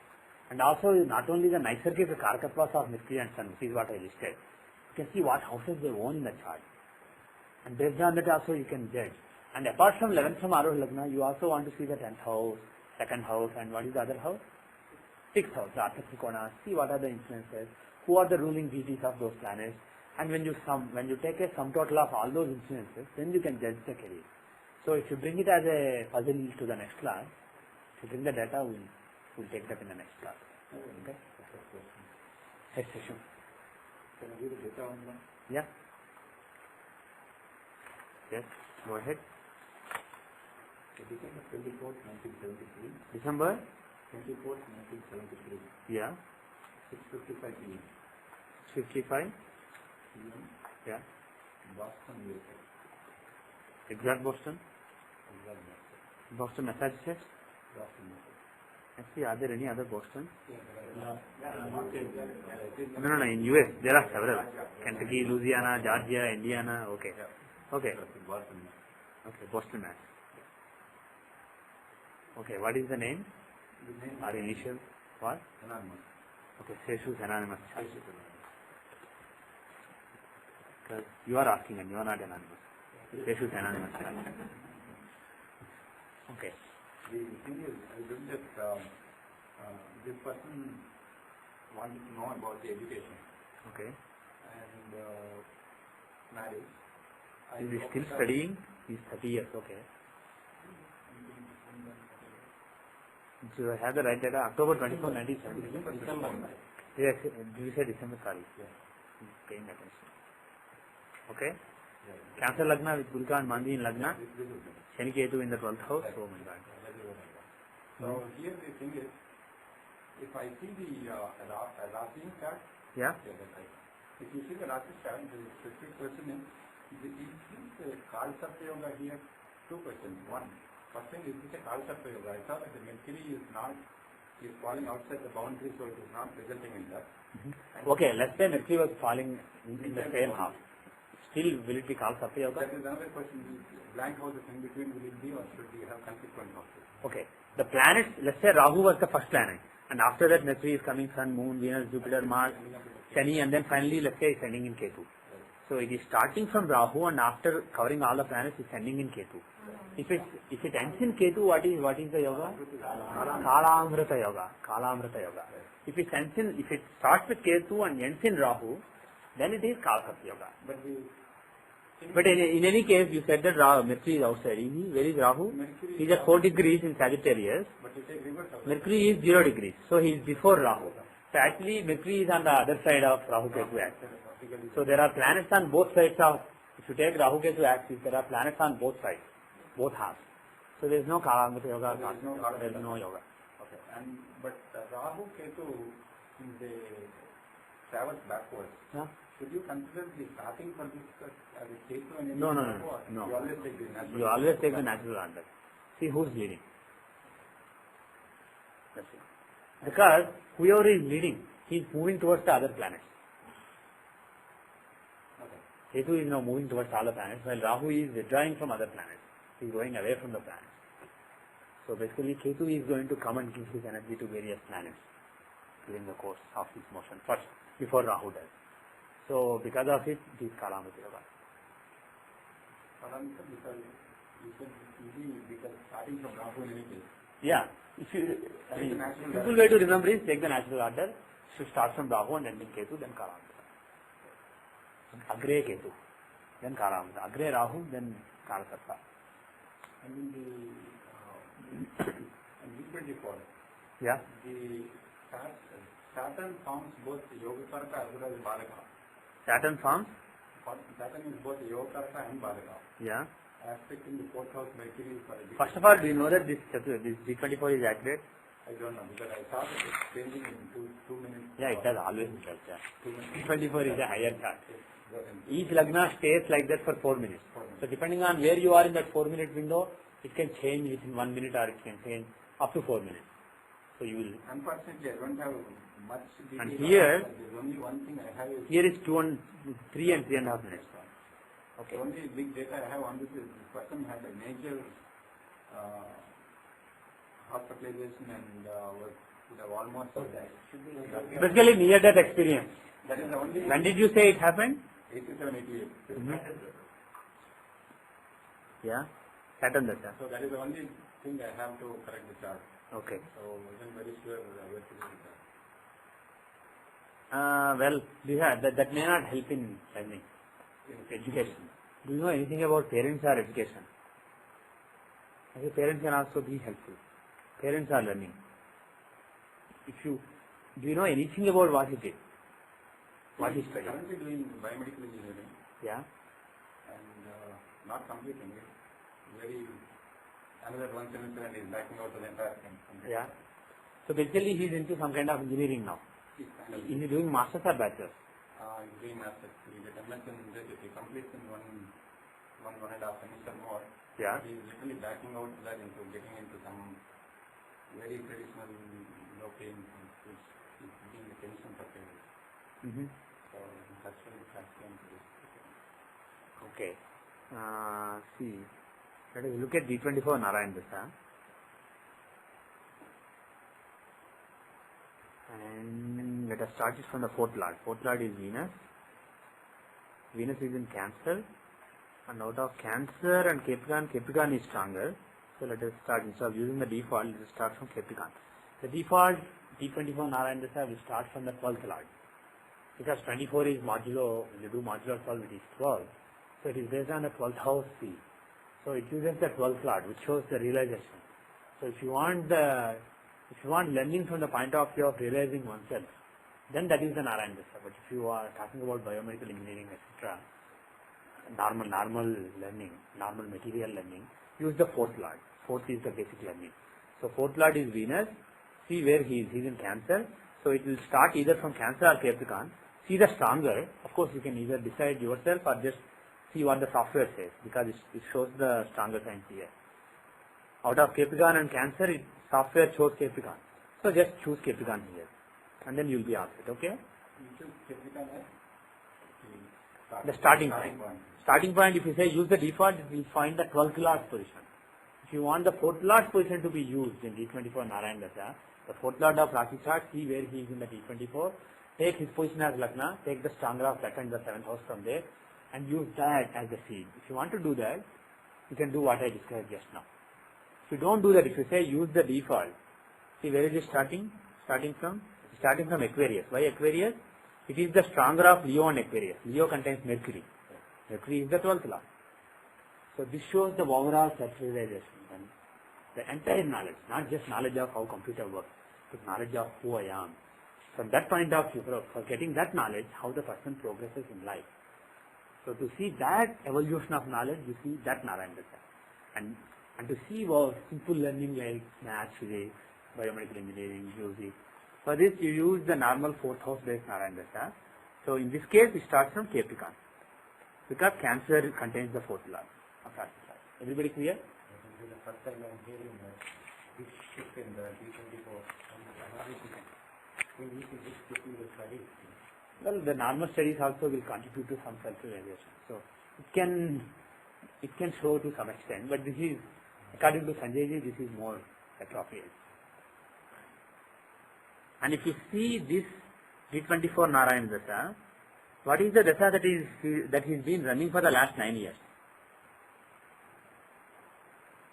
He's running Libra Dasha. Okay. Now, what is the study he's doing? You said masters or bachelors? He's in the masters. Do you have any idea what he did for bachelors?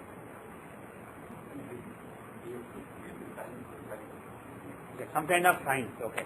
So the 4th house will show basic education, right?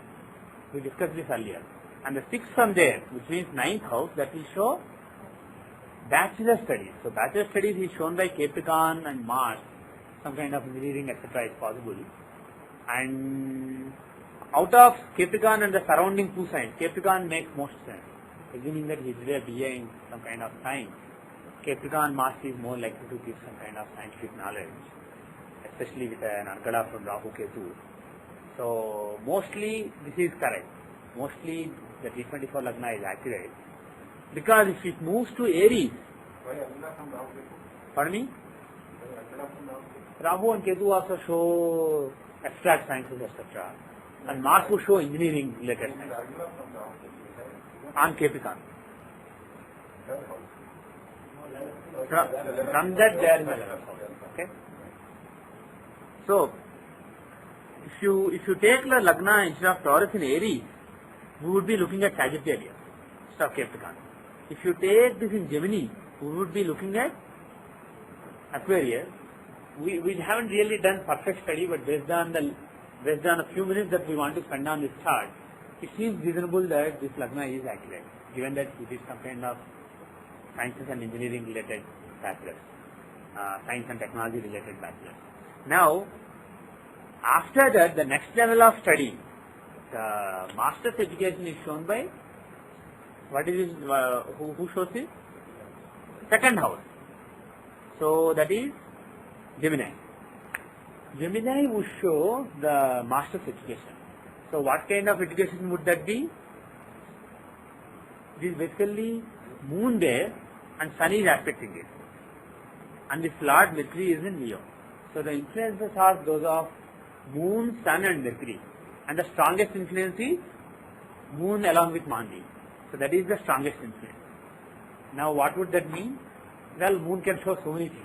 Moon can show some kind of nursing, medicine, etc. It can show study of life basically. So moon showing some kind of biomedical engineering is a possibility. It's not impossible. So this chart could be correct.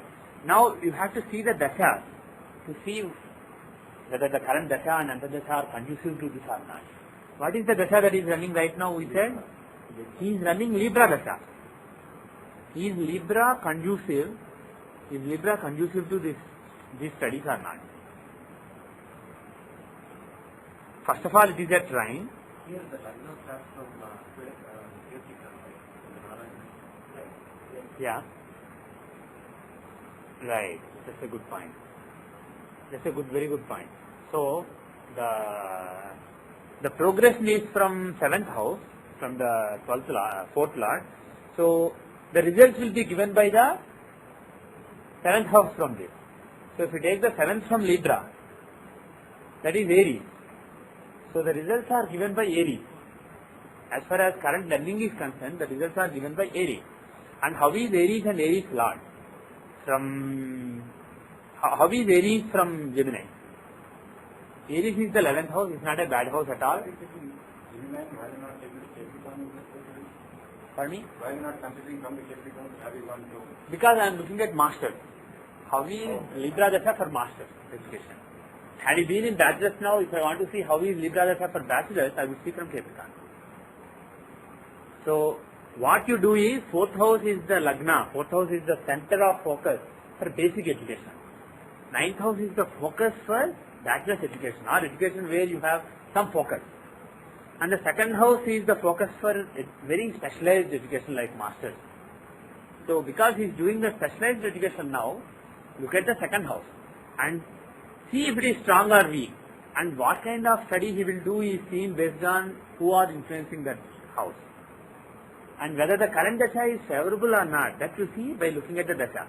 So right now he is running Libra dasha. In Libra, the 4th lord's progression would be in Aries. The learning's progression would be in Aries, in the Libra dasha. And how is Aries from Gemini? Get the Aries from Gemini to see how this dasha will be for his learning in the master's study.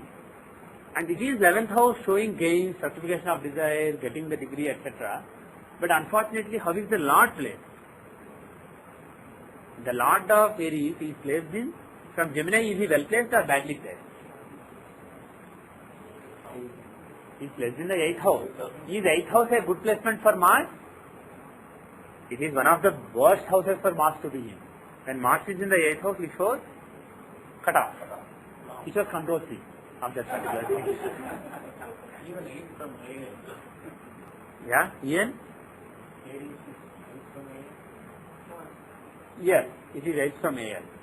It is 12 from Lagna. So if you want to see, forget the master's education, in general for learning, is it conducive or not? If you see that, from Lagna it is the 12th house.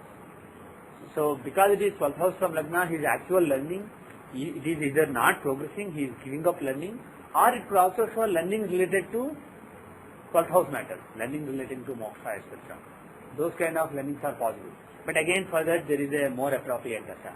But based on this dasha, the actual material learning is basically deviating towards either spiritual learning or he is giving up learning because it's 12th house from Lagna. From Arudha Lagna, it is 8th house. So for people, it appears like he is not learning, he is breaking his learning. Because Arudha Lagna is itself, from the point of view of learning, as far as people can see. So because this is 8th house that are running, people will see as he is not learning. But apart from all those things, whether his masters flourishes during this dasha or not, to see how the sign and the Lord are placed with respect to Gemini. And he is in the 8th house. So unfortunately, this dasha is not conducive to finishing off the master's study. During this dasha, there can be breaks, there can be even decide to cut off, do a control C of the master's program. So all these are possible. But how is the next dasha? Vargo dasha, how is it? Vargo dasha contains Arudha Lagna, establishes, the Vargo dasha establishes his image in the world as somebody who has learned something. And it is the 5th house from Lagna, so he will actually not give up, lose interest in studies like it can happen in Aries dasha, but his mind will be focused, his intellect will be focused on learning and scholarship. So it is a very conducive dasha. From Gemini, is it a good dasha? How is compared to Gemini? What is the synergy between Gemini and Virgo? Well, they are owned by the same Mercury. Oh, you are right, absolutely, sorry. So take Pisces. So if you take Pisces, Pisces is a quadrant. And how is the Pisces Lord from Gemini? Pisces Lord is Jupiter, and Jupiter is, he is in the 5th. He is in a trine from Gemini. He is basically blessing it. So he will give the abilities needed for that particular master's education. So this seems like a very auspicious dasha. So my expectation is there can be confusion until one more year basically, until 2006. There can be some confusion, there can be, let's say whatever has been happening can continue. But after 2006, between 2006 and 2007, it is very likely that he will finish his degree or definitely there will be positive change. That is what I would expect. Based on based on Narayan Dasha. Now you can, as an exercise, you can go home and look at the Pravesh and see how is the 2006 annual Pravesh chart. That will show some kind of achievement in education. So you can try to do that. But the basic Nakshatra when you see the 24. Yeah, Nakshatra Dasha basically shows how he is feeling. he may not be learning, but he may be happy about it. No, but that So what the point I wanted to finish is, Narayana Dasha is more appropriate. If you want to see how the education is progressing, whether it will progress well, whether there will be obstacles, whether it will finish or not. If you want to see those things, Narayana Dasha is more appropriate. Now, okay, your question on Nakshatra Dasha, what is your question? I am using Chaturasiti Samdasha. Instead of Vimshati Yoga. Instead of Vimshati. 10 plot in 10. Okay. Mars forms both, Saturn is both Yogartha and Bharata in this case. Saturn is? What Yogartha? He's just 9th and 10th. In the D24. In D24. Yeah, he is Yogartha, yes. And he's also Bharata. Yeah. So, Bharata aspecting the fourth lord mentally and A being also there, it is a constant trouble to him who takes, is Yogartha who gives him some result or Bharata, or how does that? When Yogartha also becomes Bharata, he will give both the results. Saturn will give both the results. So, he will give some inexplicable worries, and at the same time, he will make sure that there is enough protection, and he does what he has to do. So, he will follow his dharma, he will do the karma, but on the way he will find obstruction. So, Saturn will give both the results. Is that for any planet? Any planet. If any planet is Yogartha and also Bharata, he will give both the results. No planet will forget the Bharata result. If he is Bharakesha, he will remember the Bharakesha result and make sure that he will give it at some point or the other. It will be on their laundry list. And usually planets are good with their laundry list. Unlike us, they don't forget things. Okay, one quick note. And based on the Antardasha that is running, and based on the annual charts, based on the transits, the planet will decide, okay, I want to give this result also. This is the best time to give this. I'll give this. And then there is a good result also I want to give. But next year may be good for it. So I'll wait till next year. Like that, and there are multiple indications, depending on other factors, you can decide which one will be given when. Okay. Yes, you have a question? You. Like according to the Nordic principles, right now Jupiter in the current transit it is in Virgo. Yeah. When it moves to Sagittarius, where Mercury is the Radha for education, Jupiter when it is in Sagittarius. It moves to 4 more years. Yeah, 3 more years. Then it will definitely complete. It doesn't mean that time will we have Okay. 2 chances of finishing it. Mm-hmm. With the transit. Okay. But based on the Dasha, it is likely that based on Narayana Dasha, probably 2006 December to 2007 December, that 1 year seems very, very conducive based on that. And if you look at the Nakshatra Dasha during that time, during this whole time he's been running Sun Dasha. And Sun is aspecting the second house. So there can be some Sun-Moon related master's education. So that is definitely possible. And during that period when I mentioned the education may actually finish, he will be running Sun-Venus. In Sun Dasha, he will be running the Venus Antardasha. And if you look at Venus, he is basically in the 11th house from Aru Lagna, so gaining the image as a London person. He is the Lagna Lord, and he is having Argala on the second house. So his agenda is good basically. Being the Lagna Lord, he wants to give him a lot of learning. And being in the 11th house from Aru Lagna, he wants to give that person some image of somebody who is learned. So Venus has very good agenda, very important planet. And because of his Argala on the sign that shows master's education, he can definitely help him get back on track. I'm not saying he won't be back on track for another 16 months. He may be back on track before that, but those 1 year, those 12 months, they will see him finishing studies in my judgment. He will finish his studies. How do you decide when to use the Nakshatra Dasha and when to use the Rashi Dasha? You can use both of them all the time. Basically, this Nakshatra Dasha shows They both will give the same result. If something has when they are showing the same result, then you can say confidently that the result will happen. And sometimes Narayana Dasha can show something happening on the ground. But if Vimshotri Dasha doesn't show it, maybe that he doesn't feel that way. Nakshatra Dasha shows the mental impressions. How you perceive what is happening to you. And Rashi Dashas will show, Narayana Dasha will show what is happening on the ground. Where is Narayana? If Narayana is in your education gets done. If Narayana is in the 8th from your education gets to the 8th. So it shows where Narayana is. And what is actually happening on the ground, what other people are doing to you, what is really happening doesn't care about what you feel. It doesn't care about your mind.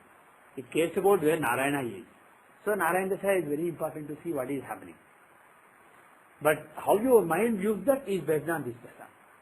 So the fact that Venus Anta Dasha will run at that time, it shows that during that time, he will feel the need for learning because Venus is Lagna Lord. He will feel like learning.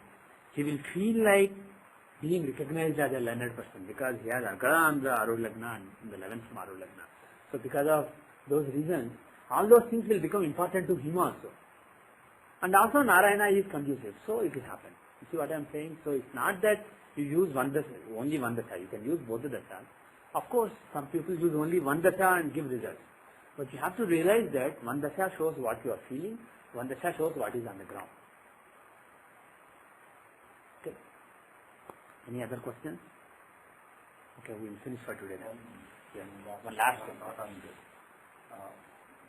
The next month, when I went to Mundane start to see Guru Purnima, Yeah. I wasn't quite seeing what I thought I should see. What were you expecting to see anyway? I was expecting to see moon in Sagittarius. Okay. Let's see next lunar month. Let's full you mean Annual month and yeah, full moon here. right. Next monthly full moon. This is what you want to see. July 21, 7 o'clock. Yeah. So what were you expecting to see? I was expecting to see moon in Sagittarius, but he is in Capricorn. Yeah. What were you expecting in Sagittarius? I was expecting him to have a link with Jupiter, being in Jupiter's house and I see. being on Guru Purnima. Uh-huh. Why is this thing that he is in this Capricorn? I mean, missing something here. Well, you are not missing anything. Usually he is in Sagittarius. Usually.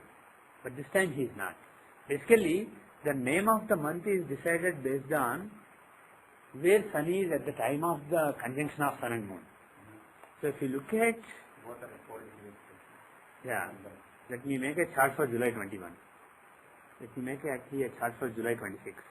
Now, if I say the previous lunar new month, see on July 6th, Sun and Moon will conjoin in Gemini at 20 degrees 35 minutes. Okay.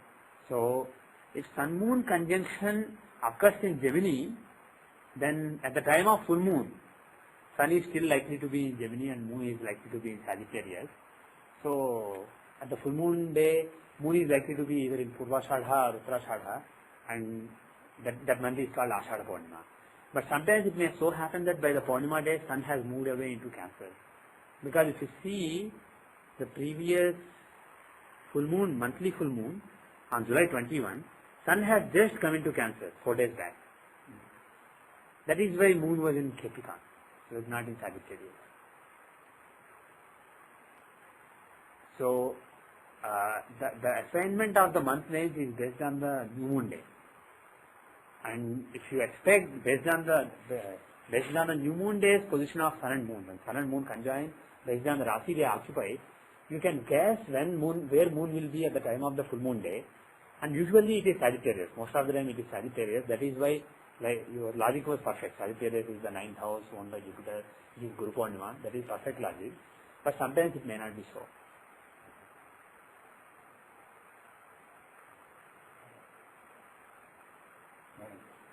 Okay. Now you may think, in that case, should that be really called Guru Purnima? For deciding the Purnima, an auspicious Purnima, why don't you just look at the sign occupied by Sun and Moon on the Purnima day instead of looking at Sun and Moon sign at the time of the new moon day? That is a valid point, and it is possible that there has been some corruption in our tradition. What we are doing today may be imperfect. So keep that in mind. But let us follow the tradition as elders taught us. But keep it in mind that maybe there are some corruptions. Two confirmations. Still confirmation. So mostly, yeah. Okay, with that we will end for today. Om Shanti Shanti Shanti.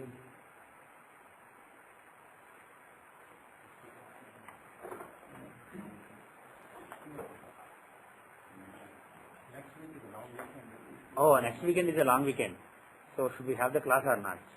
I don't have any plans as of now. Okay. Yeah. Okay.